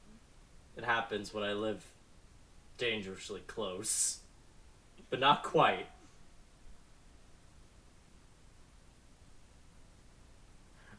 I'm glad you have pondered more about the Bug Hydra Hell Nightmare. That's why you could become a dungeon master and make your own Bug Hydras for your players to deal with. Big brain, big brain. See, I was gonna dunk on Jersey, but You should. I don't wanna You roll should. the dice. You should. Okay. That tells even more than if I had dunked on Jersey. Cool. Like, Well, the alright, accent- call outpost to New Jersey. Why do you have a city called Newark right next to New York City, but pronounce it Newark? Newark. So it sounds too much like York. So when you go, hey, are you going to New York? No, I'm going to New York. Like, buddy, your accent's Well, making it sound like the same thing. And apparently, when I tell my grandma, Granny Slumbers, she's like, no, they're completely different words. No, they're not. Not with the accent. They should be. They should be if you made it two words, like it is in the city. But no, you say it as one, so it sounds a lot like New York. Also, fun fact, if you're in New Jersey, and you know how like a lot of stations have like local ads, right? For like, you know, where you are in the United States of heck. New Jersey basically go like, ah, hello fellow New Yorkers. And if it's not about New York, it's about gambling. So You want to talk about gambling? How are you gambling? Where are you gambling? they prefer you do it on apps, which I think is very sketchy. What was that Coin Master? The app that is gambling that all you do is just gamble for more coins to play in Coin Master? Sounds like a gotcha game. Yeah, it's a gotcha game, except For one coin. the only thing you win is a gambling addiction. Yes. Yes. You don't I even mean, get waifus. to be fair, D&D is basically gambling simulator without monetary stakes initially, unless you spend money to roll dice, like actually the dice to roll. Oh my gosh, that's the one thing that I miss about like moving to Roll20. I have my little lockbox full of dice just like sitting by me. Hey, call out post to Vivian VTuber. Call out post to Vivian VTuber who one time in high school bought a pound of dice. Unfortunately, she has not had a use for it in the modern day. Oh yeah, the majority of You them know- I didn't have a use for either. Just earlier, I mean, I never get to roll I've hardly rolled my physical dice the last 2 years, but just earlier today I saw on Twitter a post for a Kickstarter for some really beautiful fleur-de-lis dice, and I was like, What if I were to Oh, I have want those those. dice? ooh, I want those dice. Those are shiny click-clack math rocks. I want them in my box. For- Dice. For me, I collect Um, math rocks. Yes, I need more fancy click-clack math rocks. But then I'm like, I'm already exploding with D6s. I don't need more. But these ones are blue and gold and have little fleur-de-lises on them. It's like, and hear me out, they come with more They than just are a D6. I don't have any blue and gold dice. I have blue and silver dice, and I have blue and white dice, but I don't have any blue and gold You dice. don't have blue and gold, buddy. And you know what? It's only going to be $12 once the Kickstarter gets passed. But if you want to support the Kickstarter even more, you can get some additional things like a dice bag. You can get a dice bag. Do you want a dice bag to hold your dice that match? Why use a dice bag when you could keep them all in their color-coded boxes? Hey, Hell Knight, the only time you sell dice is if you own a gaming store. Alright? That's the only time you sell dice. Otherwise, you become a little dragon or a goblin, depending on how arrogant you are. And you just keep them. You keep them, and sometimes you roll them. Like, I know for me, I'm pretty modest my dice collection. Like, when I was out in Wizard College, there was a gaming store that I could go to, and I would like get some dice from there whenever I visited, because like, oh cool, I would like to support this business and just get some fun dice. Like that just sounds neat. So I've got like half a dozen like collection of dice. You know, it's pretty modest. So one of my favorite dice is this D20 that's half white and half red and looks like a little Pokeball. I like to use it because it looks like a Pokeball. But also it's a dirty trader and it rolls like shit. I never use it on important rolls. But like I'll use it most of the time, and then I'll switch to one of my well-behaved dice when it matters. For me, when I want to roll for bad luck, I use my dollar store dice that I bought in the dollar store, and they look like they're tried to be made out of wood, and they honestly look like shit. But I found them at my work. I was like, I gotta buy the dice. I have to buy dice so I could say I bought Dollar Tree dice. Sorry for my prolonged absence. It's okay. We're talking about dice addictions. Anyway. Yes. Also, I realized while I was... Let me catch you up, Boingo. So... We're not going to tell you what you realized. I broke it. Oh dear God. They hopped away. They Okay, so, what you saw, while you were wrestling with chat is, Grizz suddenly holds out his hand and says a word you didn't understand, and causes a breeze to blow one of the transformations off of one of the trees, because my detect magic and perception told me that the trees were under a some sort of transmogrification. So I cast Dispel Magic on one of them to see what would happen. And it turned it made the horrible, scary face go away, and it just became like normal mushroom.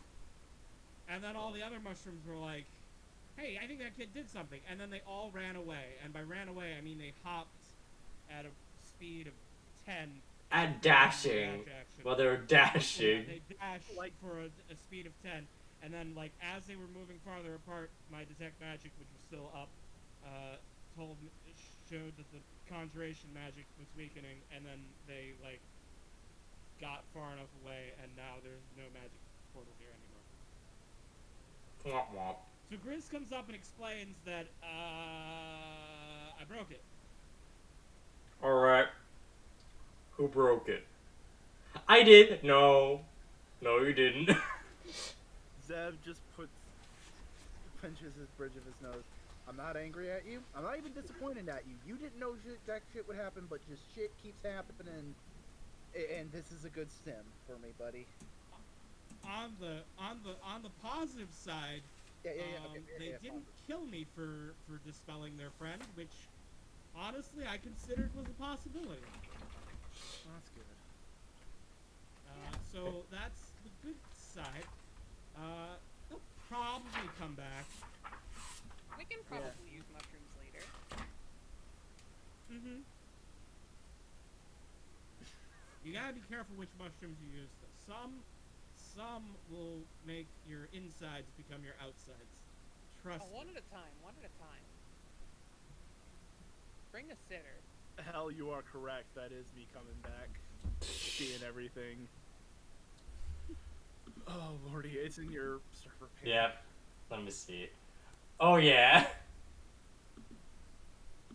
Alright. Also, I just want to say, while I was dealing with garbage, I realized that we just threatened a goblin to go through a character arc. Threatened a goblin to make him realize that he may not be a good person actually and reconcile with his... Oh my god.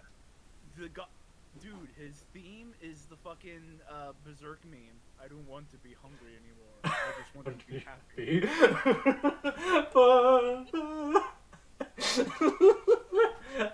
I don't want to eat mushroom. I just want to be happy. Alright. So, we're gonna turn off menacing music because I feel like that's outstayed its welcome. But also, that menacing music. Mm-hmm. that gif is how the wrestling thing would go. I'm just holding on to everything and going like, you do this. Mm-hmm. Alright. So, hey, we're in a forest, right? Yes. Yes. I would like to rectify something so I would stop cheating. Oh, cool. I would love if you stopped cheating, unless it was fun cheating. I mean, I was cheating I was cheating to be able to cast Spike Growth, and we still lost that fight, so, Oh. I don't have I gave away my stick. I don't have a druidic focus anymore. That's okay. I think you could easily find another stick. Like, I mean, it won't be a good stick, but it'll be a like, something like that. I mean, it's gotta be a pretty good stick to be a druidic focus, actually, I think. So. See, right now, since we're in like the middle of like a mushroomy area, I imagine you find a stick with like just a little perfect mushroom growing at a catty corner at the end of the stick. This isn't a good stick for hitting things, but it's probably a good stick for magic things. So that actually accurately summarizes Bruce's development into a full caster. Mm-hmm. I just had the silliest thought. Yes. What's your silliest thought? Okay. I'm adding a stick back to my inventory. A stick, comma, with mushroom. What Yes. if the mushroom animated when channeling magic through the stick? Perhaps. Mushroom boy who does a little mushroom dance. Mushroom boy on the end. This is the same mushroom Oh my God. same The mushroom you is did. Tweety and the goblin is Sylvester. It was. I saw a goblin. I did see a goblin. I swear, boss, I didn't even try to eat the mushroom. I did not try to force this mushroom out of its cage. I did not. Alright. Oh, hi, Clapper. Alright. I I've think we acquired should- a new good stick with mushroom. Alright. Mushroom attachment. So, as you travel throughout the woods, using your raft to cross over the river, you... I realize I'm carrying a goblin and a raft. You're strong. You can do it. I know I can do it. It's just a. It's okay, Atlas. You can have all the weight of the world on your shoulders as a treat. Hey, as long as I Carry mean, raft. I can carry it for like, wait, 2 hours of our walk at a time. I'll just turn into a bear, and as a bear, I can probably carry a raft. Oh, so Yeah, you but want to being a use bear- your wild shape resources for travel? I mean, that's why I said only 2 hours. 'Cause I know. I'm just. I'm. I can keep carry one it. wild shape in reserve.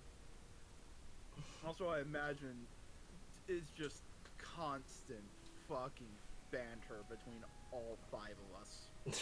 It is. At some points, Zed, it is very charming and great. But other times, it's like, Clapper Claw, like, I found a cool spider. Oh, dude, I want to eat that spider. But it's my spider. This is very true. However, consider my clappy friend, I am quite famished. And a lot of, I'd rather not. I would rather this. Eat a good berry. I mean, I don't know, how good could it... Ooh. That is pretty good. Hey, can I have another? No. You know what? You can Understandable. have another one if you get stabbed. But a very specific circumstance to have just a snack. Okay.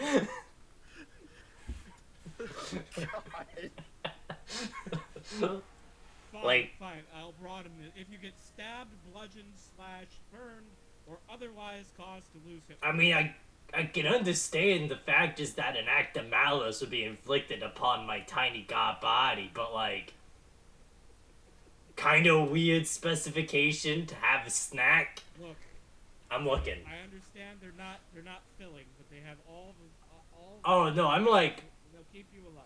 I mean, like, honestly, I am kind of full. I'm like not hungry, but like also I just kind of feel like I want to put things in my mouth.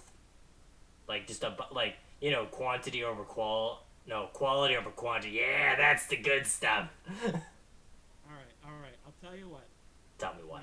when we set camp and I'm making the new good berries for tomorrow, you can eat any left that we have left over. Okay. But Got in it. exchange, you have to tell us a story. Oh, yeah, I could do that.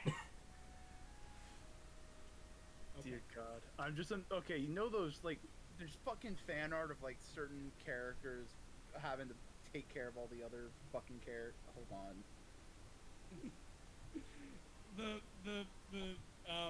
The mom with the kids on the leashes. Yes. Yes. Yes, that is Zeb. Sorry, other dad has left you with all the kids. Oh, we're back to just one dad. And then there was one. But yes, as you guys travel the woods and try to go towards the large pond in the map, I wonder if I have more whimsical music. Let me see. What is good whimsy music that I have on hand? Because I have a continual habit of going, hey, it would be really cool to add more songs, but then guess what I do? Forget to do that. Yeah! You only think about it during the game session, and then the game session's over, and you're like, well, I'm tired now, I'll do it tomorrow, and then... Oh, and the best part, and then it's KB? next week, The and best you're part, like, KB? oh, I should've That done it. second step doesn't happen. Yeah! Let's see. Because I have a sort of special song, but I feel like it's a bit too ominous. Cosmo's spot in Cowboy Bebop's way too downer. This may be a bit sad, but I think it may fit a vibe. Yeah, near fits odd, whimsical. So, as you reach around where this pool would be, mist drifts over the surface of what you can faintly see might be a small, or just a lake in general. It's kind of hard to tell. Forested crags line the shore of one side of the lake, and mossy rocks protrude from the shallows near the center of the lake of a rocky islet.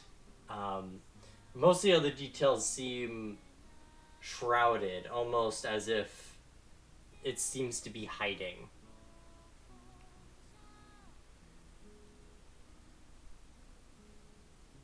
Chet, You should, eat the bird. maybe I was going to say we should maybe set camp here. That's fair. If we do that, we take a long rest tomorrow. I can help all of you learn to breathe like a fish.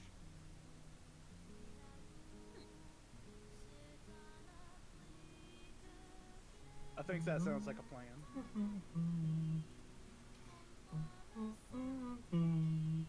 All right. Let's set camp. It's Is what he's singing? see, I thought that, but then I realized it's from Nier Automata, so it's nothing. It's nothing. Because how Nier... Okay, I'm gonna go on a tangent here, because I know Nier music's funky in the sense where it is supposed to be Japanese in thousands of years in the future. So, like, equivalent of, like, old English people hearing, like, modern English. And then some. Apparently is the idea for a lot of the Nier music, which is pretty interesting. But I thought it was French too when I first heard it. Because I didn't know it was Nier music because I found it on Spotify. But, yeah. You guys want to take a bit of a rest for the night? Yeah, I think we're gonna set like camp here by the shore. All right. As we set up camp, I want to cast a spell. What do you want to cast? As I do it, because it is a 10-minute cast time, that chat whistles a tune. Uh-huh. Something kind of odd and sad. Mm-hmm. As I cast. Wait, where at? Hey, Rumi, can you send me a picture of your funny boy, who I think would be perfect for this? My funny boy? Yeah, your funny boy. The funny boy you were asking me about last time. Like, maybe if only you had an asset that would be similar to what you'd be describing on you, wink wonk. Asset for the funny boy.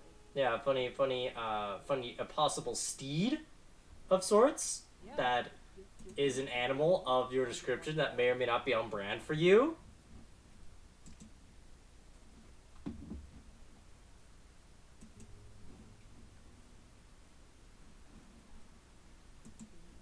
Yeah, just give you a moment, and I'm probably not gonna make an icon for them yet. I'll probably just plop the image in.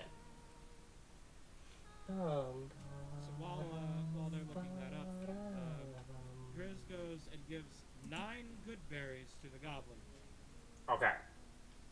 emptying his store of good berries, and then I'm gonna cast good berry 3 times, Okay.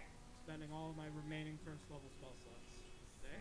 So, as you're sort of growing your berries, he starts like munching on them, and goes like, okay.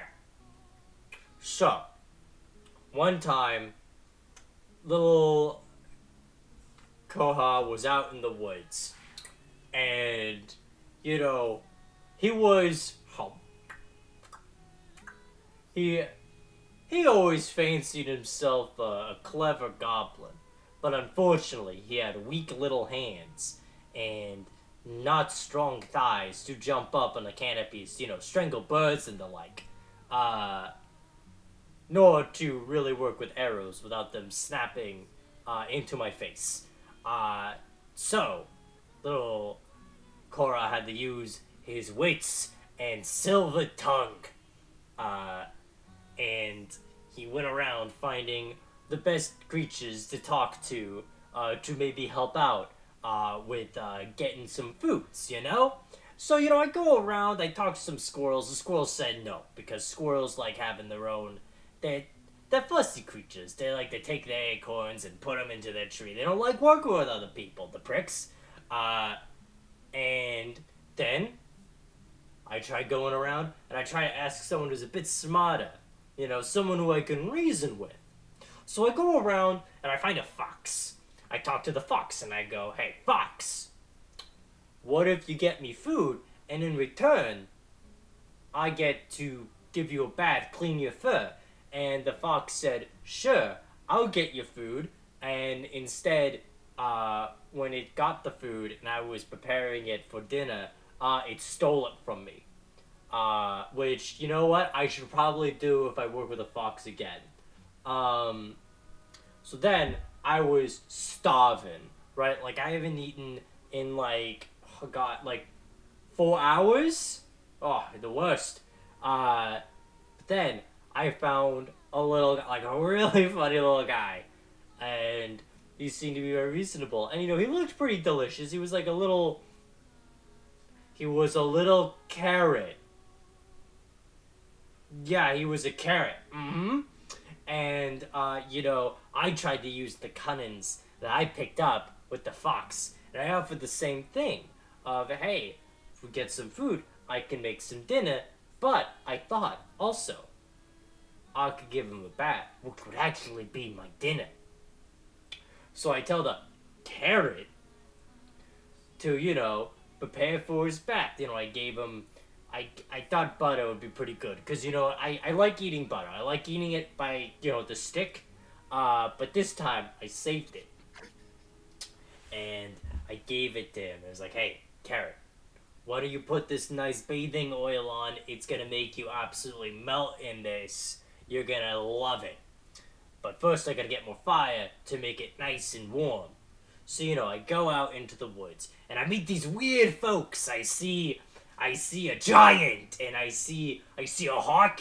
And and a giant squid and an old man, right? And they told me not to eat the carrot, but then I was like, but I'm really hungry, and they tried to steal the carrot from me, and then I with my hunger had a bunch of adrenaline, and I grew twice my size, and I fought him off, and then the carrot thought I was really cool.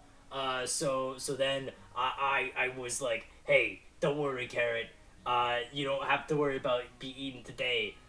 Because I've found a cool new dinner that we could have. Because I looked into the things and stole their food. And then we both ate dinner together, and it was very nice. And that is a true story. They do like their arms crossed, like like almost like a rapper from the '90s, as if they nailed it. Cool story, bro. Thanks, it's very true.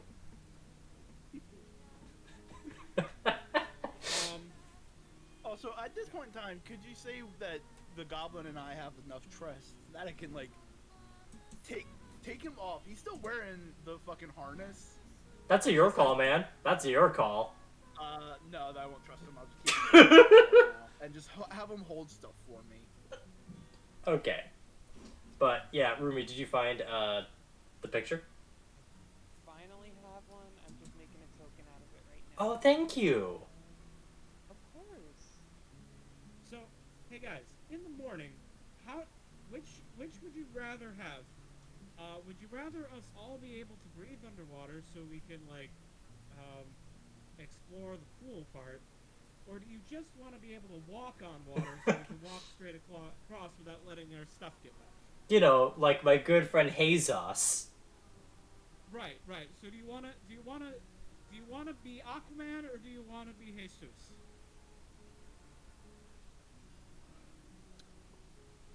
Jesus might make more sense because then we could also just run away and not have to swim and deal with swimming. Just book it on the water. But hear me out. What if the secret enemy... What if the secret thing in the lake is actually one of those lizards that run on water? What would you do then? I mean, then if we could be under the water. See, that's the real mind games you have to play when going to any lake. Right. So on one hand, like, just walking over the surface would be probably more efficient.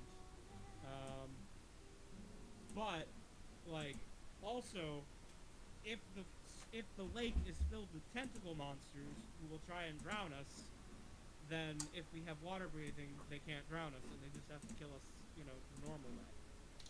Man, I hate it when I go off to someone who I want to kill out of bloodlust, and I try to drown them, like I normally do.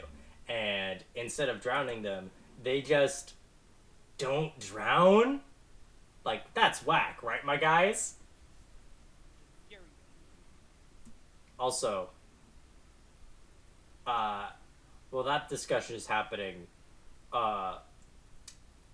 Chat is sort of going around, doing a little whistle to find a noble steed.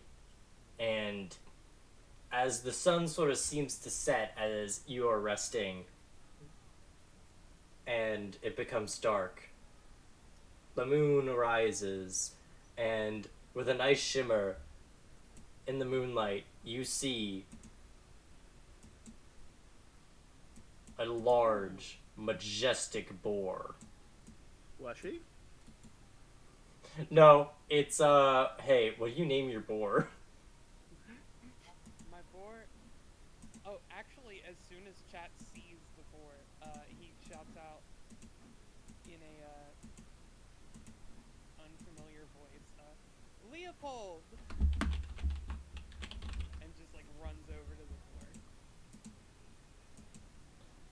boar. Alright, I hope I have spelt, Leopold correctly.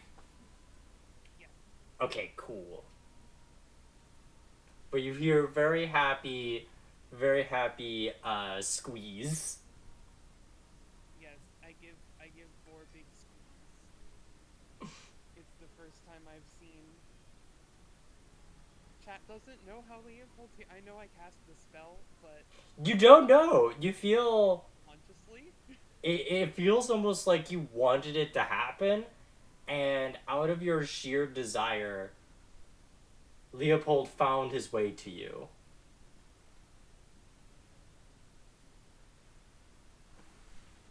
Jesus, Chet, you had a fucking pig?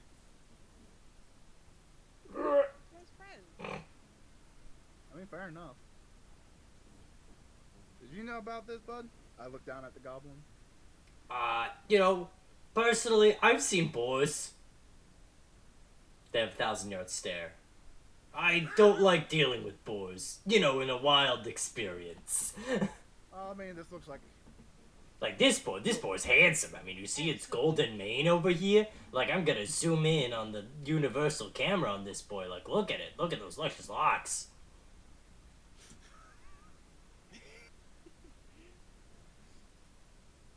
How's Clapper doing? Clapper's doing alright. He's just like, oh wow. Can I ride him? Oh wait, no, wait. Can I pet him? Try. Okay. They walk on their tippy toes. Not a sound comes out of it. Their claw. Let him sniff you before you touch him. He was about to just touch him, and he just has his claw, be out right in front of its snoot to have Leopold's approval. Leopold leans over. I don't know if the snorts were picked up. One was. Okay. And it comes closer. It seems to approve of the smell of lobster. As Clapperclaws seems to, afterwards, after the approval, seems to gently grind the claw on, the tufts of fur to attempt to pet. And also giving Leopold mild haircuts. A little trim. Mild haircut. But not by intention, so it's not as majestic on the beard tuft, but it's still nice. I'm gonna pat Clapperclaw on the back with my left hand, the one missing a thingy. He looks at you confused. No, you pet the furry things. I think. I'm not furry, am I? No?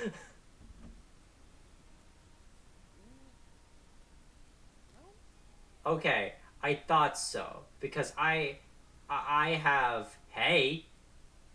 Wait, the boar's not gonna eat my hay, is he?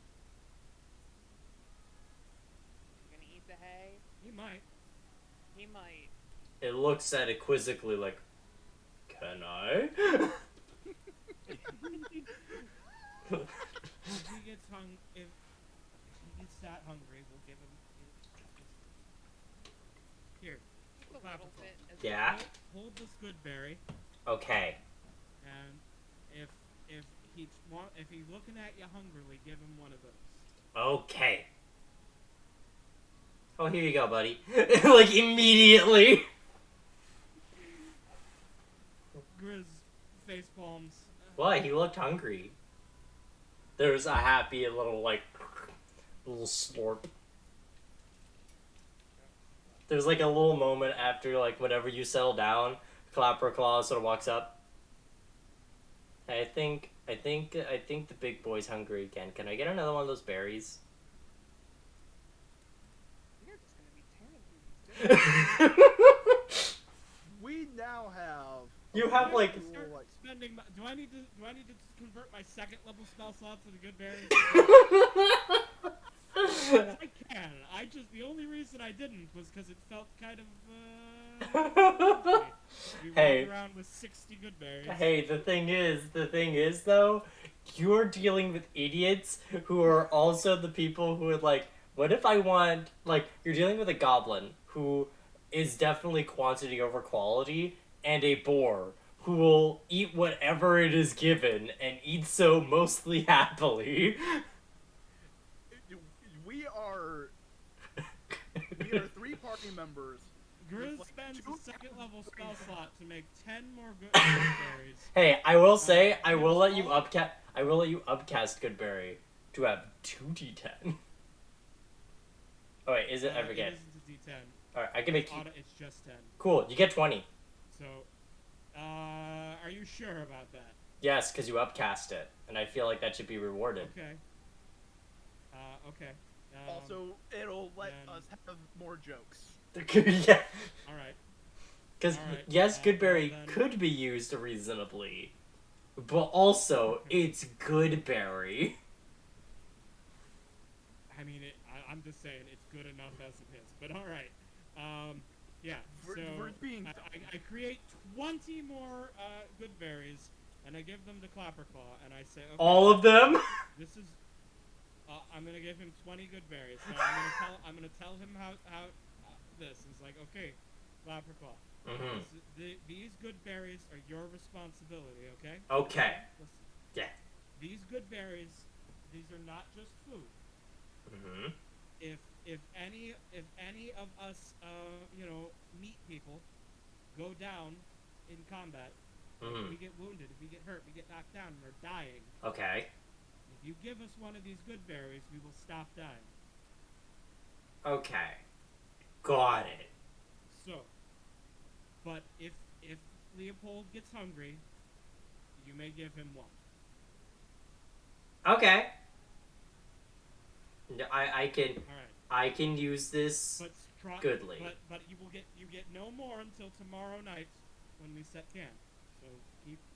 So try and spread them out. Okay. That's your allowance. I then give him 20 good berries. He's to do with as I wash my hands of the situation. You entrust Clapperclaw with the responsibility of being the healer. Oh, good lord. The emergency healer. You do see before you go to bed. If someone's feeding someone a good berry in combat, then shit has hit the. That is the emergency. Alright. That is all hope is lost. Very nearly. Oh, so a regular occurrence with us. Got it. Like that's like we picked a fight with a fucking blighted tree or something. Yeah, like wouldn't that be That'll crazy? never happen. No, it never did. It never did. Ha ha ha ha. That's some funny little bird. All right. So, Yeah, set up camp. I imagine we have a little roaring fire. Just relaxing. wait, just curious. I think only one of you can light fires, right? I think it is Grizz is the only one that can light fires, right? I'm proficient in survival. Well, I know two of you have a funny little feature at the beginning of the game. Oh no, it's tying knots. It's tying knots. Okay. Yeah. I can't tie knots. Sorry. Oh, thank you for the stretch feed adoption. I have no supernatural way. Yeah, I was just asking. Seven See, survival. it was more just the fact, like, hey, wait. Yeah, stretch the hamstrings. No one expects the hamstrings. Alright. Imagine the Goblin Boy said that. What? Maybe I did, okay? Maybe I like doing stretches before I go to sleep because it makes me sleep a bit better, alright? No, I mean. It's No, I'm fair. sorry, wait, was that way too aggressive? No, it's not aggressive. Here's the thing. Okay, I felt like I had a bit of an I attitude not- towards it. It had a little bit of an attitude, but I didn't take it in a negative way. I took it in a kind of like, hey, come on, why you doing this to me, bud? I took it that way. Okay, that's good, because, I've sort of been thinking over the last, 6 hours I've been on your chest, maybe, just maybe, my behavior may reflect onto people differently than I may intend. You know? It's yeah. You know, sometimes that happens. Sometimes I can't control my emotion. Oh, not even control your emotions. Like, say, you know, you tell someone have a nice day, but like apparently how you say it, people think you mean it in like a condescending way, or like in a hey fuck you too, pal. Like that kind of thing. But like, you know, you really just want them to have a good day, and you can't tell like, hey, was that me, or was that just, you know, the other person's having a bad day, you know? I'm glad you're taking this introspection into heart. Wait, it's in my heart. It's a figure of speech, but I've never done a speech, so I don't know enough about them to disprove that. a figure of speech is a common turn of phrase that you use in regular conversation to to abstract an idea, to make it kind of more like poetry. Oh, look at this local lexicon. Ah, shit, I just did it.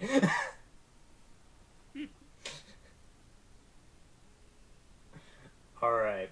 So, I will ask, as you guys start rest, how are you gonna go through the night? Are you gonna have people stay up and do watch? And if so, how do you want those to happen? I think we should definitely keep watches, especially if we have a fire. And we're not exactly in a hidden location. Seeing as Zeb is a fully grown adult, he volunteers to do most of the watching to keep an eye, so Grizz can get a full night's sleep. Okay.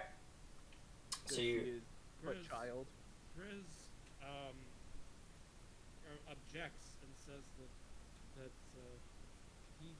he has survived in the woods his entire life, and you don't need to treat him like a child. And that he is more than capable of keeping watch. Capability and responsibility of capability are not mutually exclusive, and that weight shouldn't be put on a child's shoulders 100%. I'm not saying you couldn't take watch. I'm just saying I want to take the majority of it so you can get a good night's sleep. We should split it up equally so we can all get more sleep. Chet. Zeb? Opinion. Grizz, do your best, kid. I'll take the middle nightlife. I'll take it. I'll take the first. Chet can take the middle, and then you can get the last one. No, let him have it. Alright. Wake me up when it's my watch. Wake him up an hour later than you say you would. Okay, wait. You swear? No, I'm just trying to make sure. Look, if we all do it like that, we each get 6 hours. I want the kid to have at least 7. Make sense? Gotcha. Alright. So, who's going first again? I imagine I am, and I'm gonna let the goblin kind of sleep on my chest as much as possible. Okay. So, You know, I've heard about players adopting goblins. this is another level. I've like seen it to this extent. What? I'm trying to give the goblin a chance to do I can't believe Zed is slowly becoming a helicopter parent. But only to his pet goblin. Because Grizz won't let me. Alright. So, I'm sorry. I'm gonna- Grizz is approaching those typical teenage years. Oh God, Fiverr got all the good years. I have to raise a teenager now. like the moment Fiverr left the party, Chris like, man, I feel weird. I feel hairy. I think I stink. Like, and not in a bearish kind of way. And why do I want to say Not even fuck you wild to shit. Deb? Why do I always want to say fuck you, Zeb? You're not my real dad. Yeah, Viver's my real dad. Viver left. Probably because you were trying to steal my dad. Kill your dog. I don't know you nothing. You accidentally killed Leopold? Oh no! Anyway. Jesus We Christ. summoned Leopold. Anyway. When Leopold showed up, I was like, ooh, I should turn into a boar. And then I remembered, oh wait, no. He'll just kill me because boars would be super territorial. They're territorial and incredibly intelligent, actually. So, it is Lizdak. And I'm gonna need you to do a perception check as the night goes forth. Night falls for the night. 2 weeks? Perception. No, it's a joke because that's what a fortnight is. I thought Fortnite was the funny dancey game. No. Well, let's see. Alright. I'm gonna roll a funny... I'm gonna roll on my physical dice. A funny ha, a funny who, a funny ha ha ha ha. Yeah, that sounds like a great Bare Naked Lady song. Okay.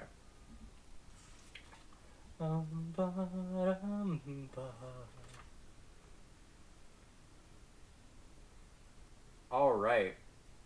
So, okay. So, hi, I'm Shoosh from Gravity Falls. No. Hey guys. Hey guys. So,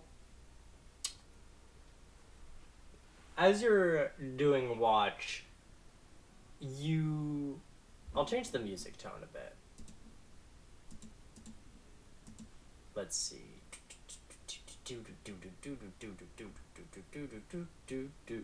Ba-dum-bum-bum. Let's see.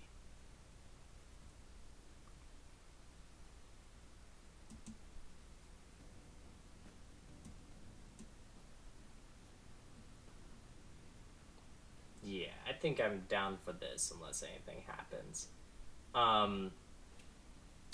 You sort of look around, you hear a bit of a rustling from the woods. Something seems a bit large moving by. You're not quite sure what it is yet, but it definitely seems pretty sizable. How do you want to approach this? Who's awake when it's coming by? You've noticed Clapperclaw hasn't laid down to sleep. He just seems up petting Leopold.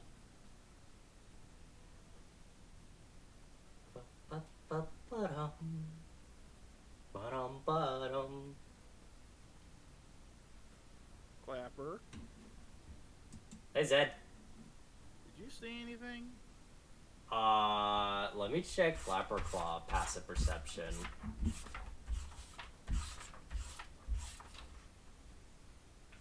Alright, and what is the thing in the woods? Just to compare. No. I mean, I don't know. It's the woods. I know we're in the woods. You are in the woods, buddy.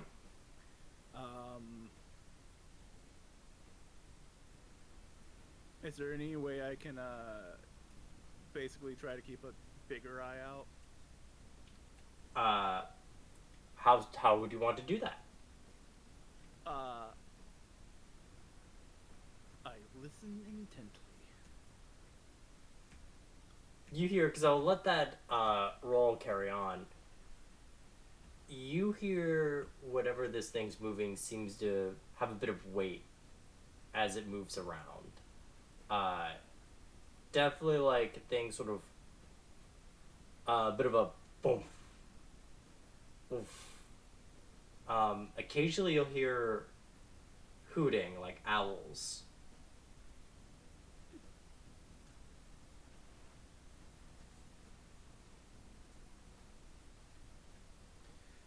don't want to spook it in case if it's an animal and it might want to come and attack us. So I'm just gonna do nothing, just stay awake, keep an eye out. Alright. If it gets closer and starts to be like a little bit more like, I'm curious now as to what's going on over here, then I'll like shake Chet and Grizz up and go like, all right, something's happening. We need to be aware. I will say, around the time it is for you to change, like, last, like, 10 minutes before your shift ends, essentially, you see what creature was out there as, like, a large bear-like creature with, like, a weird combination. Its paws seem to have a combination of curled bear claws, but, like, 3 yellow, like, bird talons, and a large owl-like head attached to the bare body. Just seems to shake itself, like scratch its back along this like tree for like a good 5 minutes. It turns its head around. It sees you, but doesn't really pay you much mind as it sort of rotates its head 360 degrees before just sort of like plopping down and just sort of walking away. Majestic. Like he actually says that out loud. And nature pays you no mind to these beautiful words. Like he is deeply moved by this. By this owl-like bear. But by this creature just living its life and being one with nature. Hell yeah. Oh, wake up, Chet. He's tired. He needs to get some sleep. Alright. Chat gets up. Alright. Rest up. Roll. Only got like 3 hours. Got a healthy 3 hours. I just want to say, Zeb is sleeping on his side, so all of the goblin's arms are just like Flopped and are hanging because he's still on my chest. Alright. Chat. Roll me perception.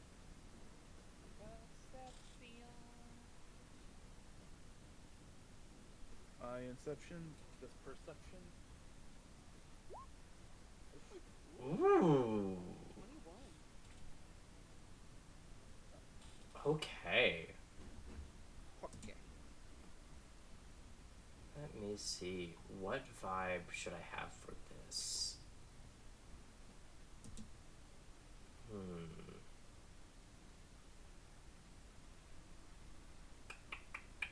This is a tricky dicky one. Oh, this work? No, that's what you said.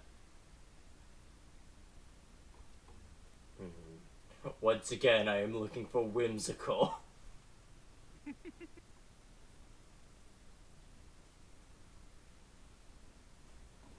Because I got too much jazz.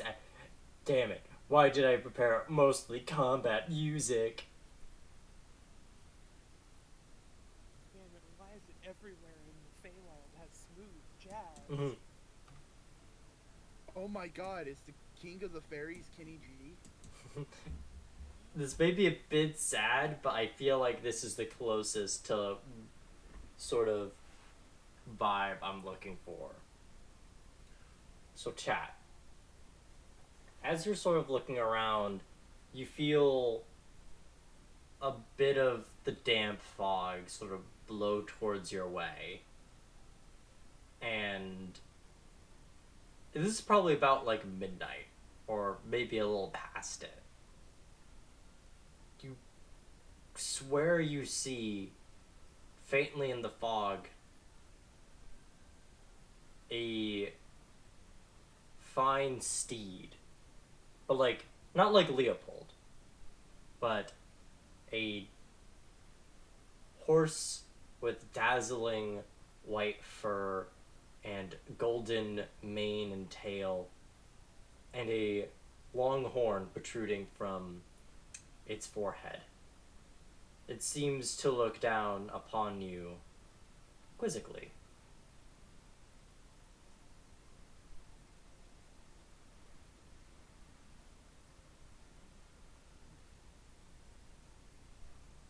I think chat is it not an acknowledgement, not a grand gesture, but like this thing has an air of some sort of power, like or understanding maybe. Mm-hmm.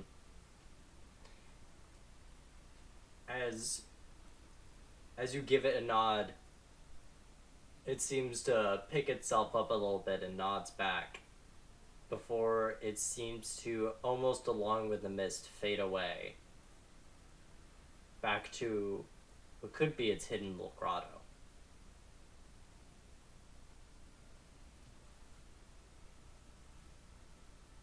And that is the most eventful thing of your watch.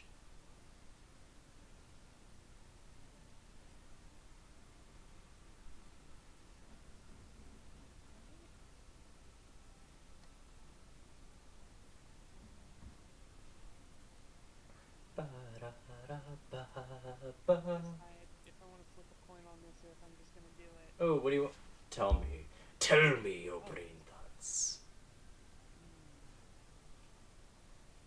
Hey, Rumi, have I done anything devilish towards you and or our dear companions here ever? Oh, absolutely nothing. It's either my consequences or my consequences. Ooh, I like your consequences and your consequences. I would like to hear both of them for spice factor. Chat was very moved by Griz's speech before bed, Mm-hmm. and Chat is like 50-50 torn between waking Grizz up exactly at time, regardless of what Zeb said. Here's the thing. Y'all can just both lie to me when I wake up. I'm asleep right now. But there's also a part of chat that just wants to take watch till morning. Have you considered Literally gonna lying?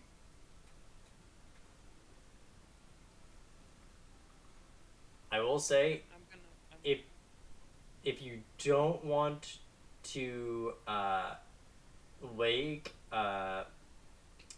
Grizz up, you can do the watch, but you would have a level of exhaustion, which would give you disadvantage on your skill checks at the first level. No. I'm gonna take a I'm gonna wake up Grizz bright and early just before dawn. Hmm.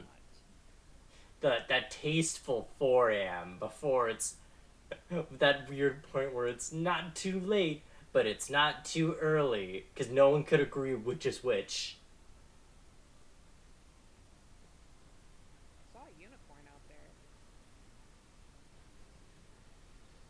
Oh, wow. What? You know, they all, they, that's, unicorns are interesting. They're actually angels, not fae, despite the common assumption. In official D&D lore. Yeah, well, honestly, But hey. I ignore that in my campaigns and make Yeah, because that's dumb and makes no sense. I get Pegasi being that, but not unicorns. Gandalf is technically an angel. Well, yeah, because Gandalf's an Asimar. He's an Asimar bard. Yes, I watched Tulok. I have no idea what you are talking about. All I know is that fucking Tolkien shit. Mm-hmm. In that case, Grizz did not say that, because that would be dumb. And stupid. Incorrect. Yes. And I don't know why D&D wrote it that way. Because D&D was like, well, we have like 8 Celestials. What should we do? We can make it 9. And they do have a shortage of Celestials. And then they're like, we could make it Fae. No, we only have like No, we can't have more Fae than we have angels. That sounds dumb. Really? Yeah, I've decided it's dumb. I mean, they still have more faith than that. They do now. They have angels. They do now. This is an old problem, but yeah. See, when you say Okay, in that Celestials, my case- mind just goes to Marvel, and I'm going like, oh, yo, the Prober? Yo, is that Proby? No, literally, I'm trying to remember the name of the Prober. Why you do that? In that case, then what Grizz Okay. actually says is, oh wow, did it talk to you? No. We just had intimate eye contact.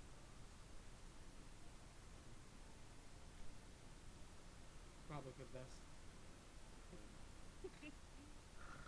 If it came close, it probably would have,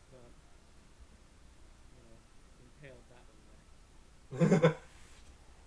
And then the rest of us for, and then the rest of us for, essentially. Yeah, I'll bet he And was. I'd really hate to have to refer to unicorn. Wow, Grizz is really just projecting his experiences with the horses who are assholes. He's like, what if they had a horde? That's what a unicorn is. Hell Nightmare, that's Bo Burnham. I'll bet he horns. Anyway, you get some sleep. I'll take the next watch. Grizz, stand sentry. Watch over. I see you stand at a 10 shot. Alright. At a 10 chat. Oh, Rumi sent me something. Oh, it's not that important. Just go with whatever you vibe with the most for that. I'm split. Well, do you think Leopold is more playful or does it for benefit? I'll get back to you. Because that's how I do the difference between those two. Okay. But do me a funny perception.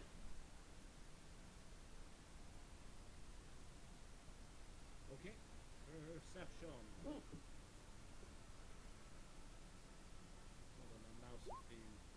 Oh fuck! 25. Jesus Christ, you guys are all just. Hey, this is my best skill. I know, but like all of you have been getting big brain. You all third eyes open watching the evening. Alright, Grizz, for that high roll, you're definitely gonna see something. What is. This is a bit more intense.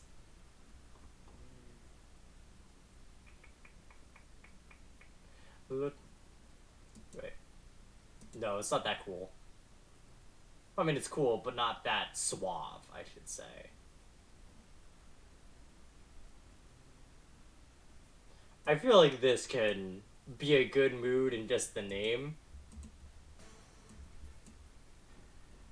No, I feel it's a bit too jumpy.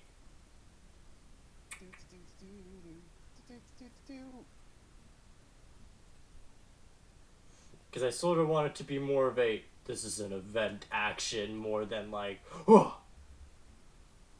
Let's see, what do I have?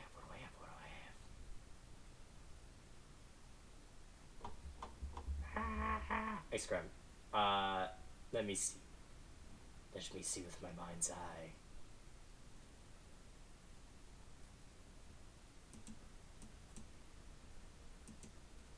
No, not that. Let me see, maybe this. Alright. So, Grizz, as you look out into the more, as the sun sort of starts rising, you see from the fog, wait, let me double check a map here. of all of the world, just so I know a good angle of where this thing's coming from. Which I bet is a very great thing to hear. Yeah. Especially with this music. That's what I wanted to hear. Yeah. Okay. So, looks at the compass rose. Yeah. So, coming from the northwest, you see... I'm going to show you an icon. Okay. I will let you witness. If I can find it. There it is. Ooh. There's the funny boy.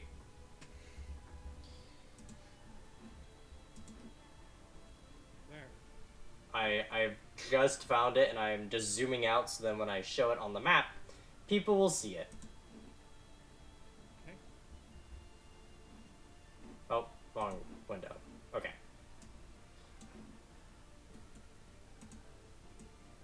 You see flying Oh! out of the fog this strange dragon-looking creature, and it is Really? And oh, it is significantly far away.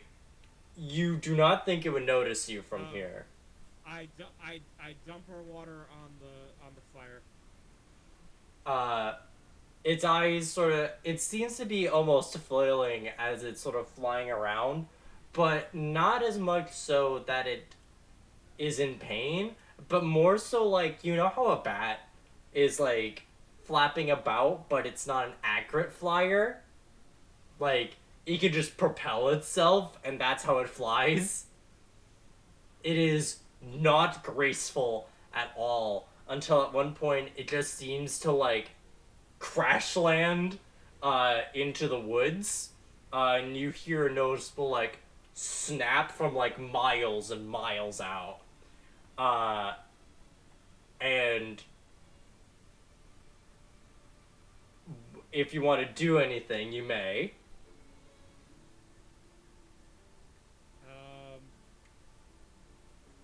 Riz is just gonna,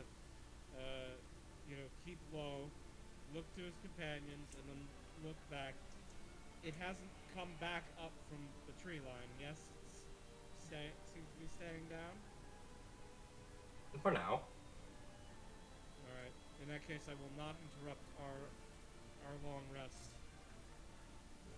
And And I'm gonna keep a grip on my stick mhm. and an eye to the sky and the forest in that direction. You see, as I assume because you probably want to get like maybe a bit of a higher ground to sort of see like this creature, and if it would rise up or down. You see for a moment a small fire come out and from like in the woods, and then you can feel it from this far away of a breeze. For you feels light, but you can see the trees sort of bend a little bit. You receive the opposite of a butterfly's wings making a hurricane. You receive the hurricane winds making a light breeze from where you're at, as the fire around it seems to like go out more so from just like the harsh speed of the winds to just like suffocate it, and you see it like with like two handfuls of like large game like a moose, and it just sort of like with its neck almost like one of those like those like balloon guys like in front of car dealerships.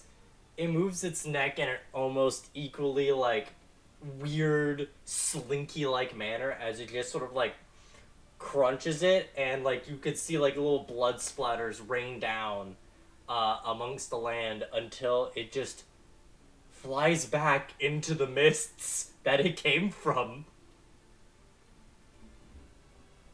And which mists are those that it came from? Like the mist exceeding out of Titther. Okay. Like it came out from the ether, supposedly, came down to possibly hunt, and then left. Okay. And as far as you know, the only creatures that can do that is Clapperclaw to here to hither. Hey, Clapperclaw. Hi. What was that? Clapperclaw has not slept. Yeah, he's scarecrow. Yeah. Clapperclaw. What was Yeah. that? Oh, that? I'm gonna roll intelligence check to see if he would actually know what it is. He's got a chance. -3. I think it was a weird dog. He has a -7 intelligence. Oh, fuck, no, it should be just 2. Not even possible. That should just be 2. Sorry. Okay, then he rolled a 2 instead of a -3. Okay, no, they're not weird dog. Hugely bad. Okay, I don't know, maybe it's like a wacky bat. It is certainly some kind of wacky bat. If you want to I do don't know. any kind of checks to find out what it is, the best ones would probably be either Arcana or Nature. Well, I'm proficient in Arcana. Oh. I will do that. 21, please. Thank you. You could tell this thing definitely is draconic in some manner. I can just see, looking at the token, we're gonna need a fucking Vorpal blade.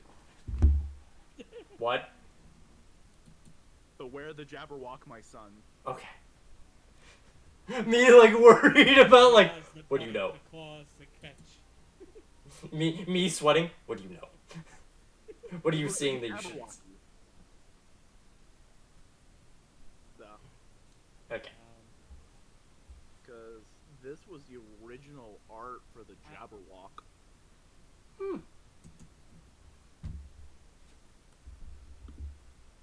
Ah. Alright. But, yeah, you definitely know it is a draconic-like creature. You did see fire, so maybe it could breathe fire, but that's kind of weird, because you know that's more like... You've heard stories of, like, red, maybe gold, or, like, sometimes brass dragons could do that, but, like, greens you hugely hear tales of poison, and you've maybe heard more tales of that in the woods. Not fire.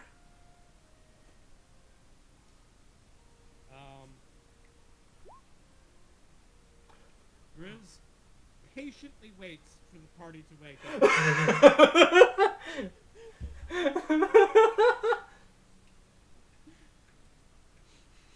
Patience. Patience.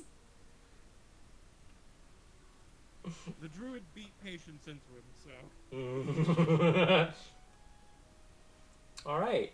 So, rest of you eventually wake up in whatever pace you do. I will say, no matter how long you sleep in Zed, the goblin will sleep longer. Korha will sleep longer. Korha. Ah. Guys, there was a dragon. It was something. It was really weird. It had big bulging eyes. It was green, but it shot fire and crashed into the trees, and then it flew away, and it carried a moose. I think it was 2 moose. I think it was 2 mooses. Meese, I think? No, I think it's Musai. Meese. I think it's Musai. I hear Musai? I think so. Guys, the plural of moose. Carried away 2 moosei. Moose. Grizz, like, gestures with his hands. It's like, I would hesitate to eat one of those as a bear. And it just flew away. It came from the mountains. Kid, From between... kid, hither you're and having a thither. nightmare. No. I was not... No, I like... saw it too. Yeah, I know, I saw it. It's Clapper. I Are can you calling see. Clapper a liar? No, I'm saying. Are Clapper is you? very- I am saying Clapper is very susceptible. But No, I saw it though. all right, y'all saw it. Do you Okay. want to go and see where it crashed? I will show you. Yeah, let's. We ain't got nothing better to do. All right. You're gonna walk things across the water. I was gonna like. Yeah, I'm more was trying to play into the conversation. All right, fine. Yes, you saw a dragon. Did it You hurt us? know, I'm gonna be honest. I mean, I guess haven't. there's nothing really to do about it, but it just swooped out of the mountains and just crashed into the ground. And there's fire and wind and hurricane. This is Obadiah. I don't know much about dragons, but I do know they don't just kind of happen. Unless they're like the little ones, those kind of happen. But that was like a woo. Like they sort of exaggerate the size. All right. All right, so I need to prepare my my tricks for today. Do we wanna swim like the fish or walk like a Like a running Did you lizard. learn run like a lizard? Is Chet awake? Get us all? Hmm? Can we get Yeah, us all? either spell. Yeah, either spell will cover up to 10 people. Okay. We are Water significantly breathing less lasts than for 10 people. 24 hours. Water walk only lasts for 1 hour, but neither is concentration.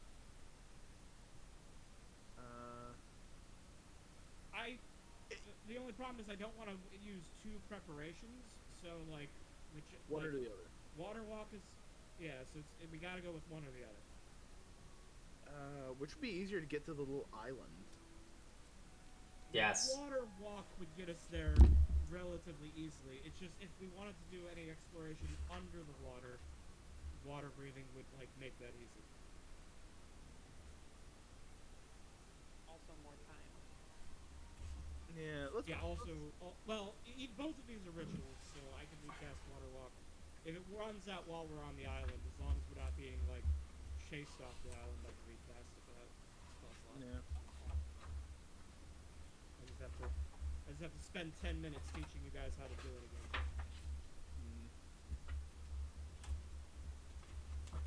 There are good options on both sides. Now, oh, go. I think water walk will probably do everything we need, but the thing is that water breathing I feel is more of the safe play because water breathing can get us. We can just swim out to the island,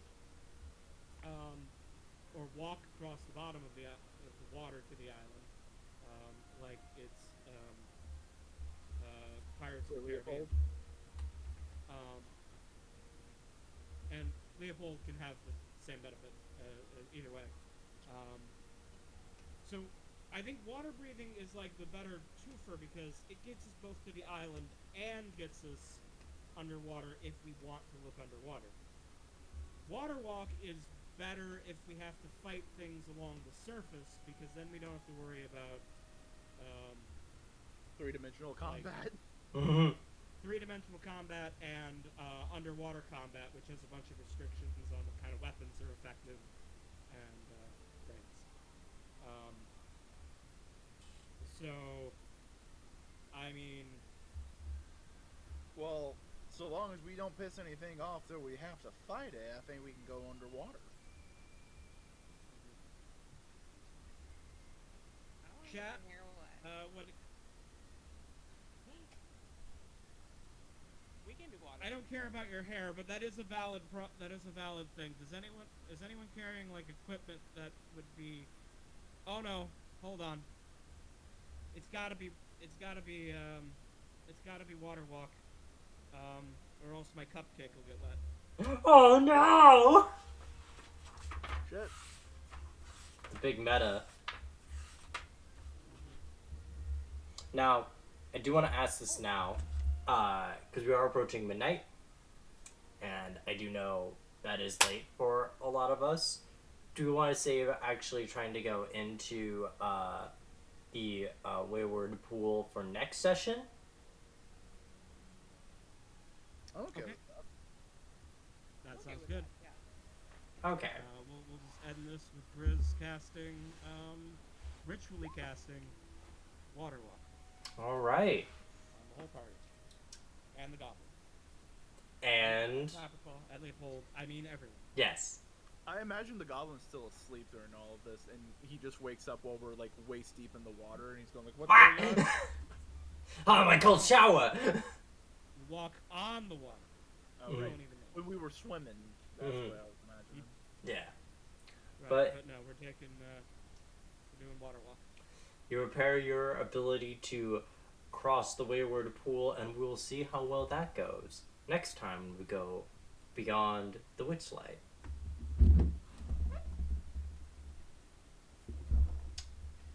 And ooh, oh fuck yeah! Hey, Blingo, I think I know who we're gonna raid. Ooh. We're gonna raid Maple Magic, who's doing a kazoo karaoke stream. Yee. Yeah.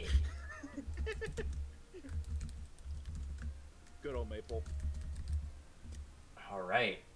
Good old wholesome Maple. All right. So, before we go to kazoo times, thank you for anyone who's watching this, whether past, present, or future. I hope you have a nice day or evening, and I just hope you have something nice to look back on. And until next time, bye-bye. So long, farewell, auf Wiedersehen, goodbye. Boy. KB, okay, good. Bye.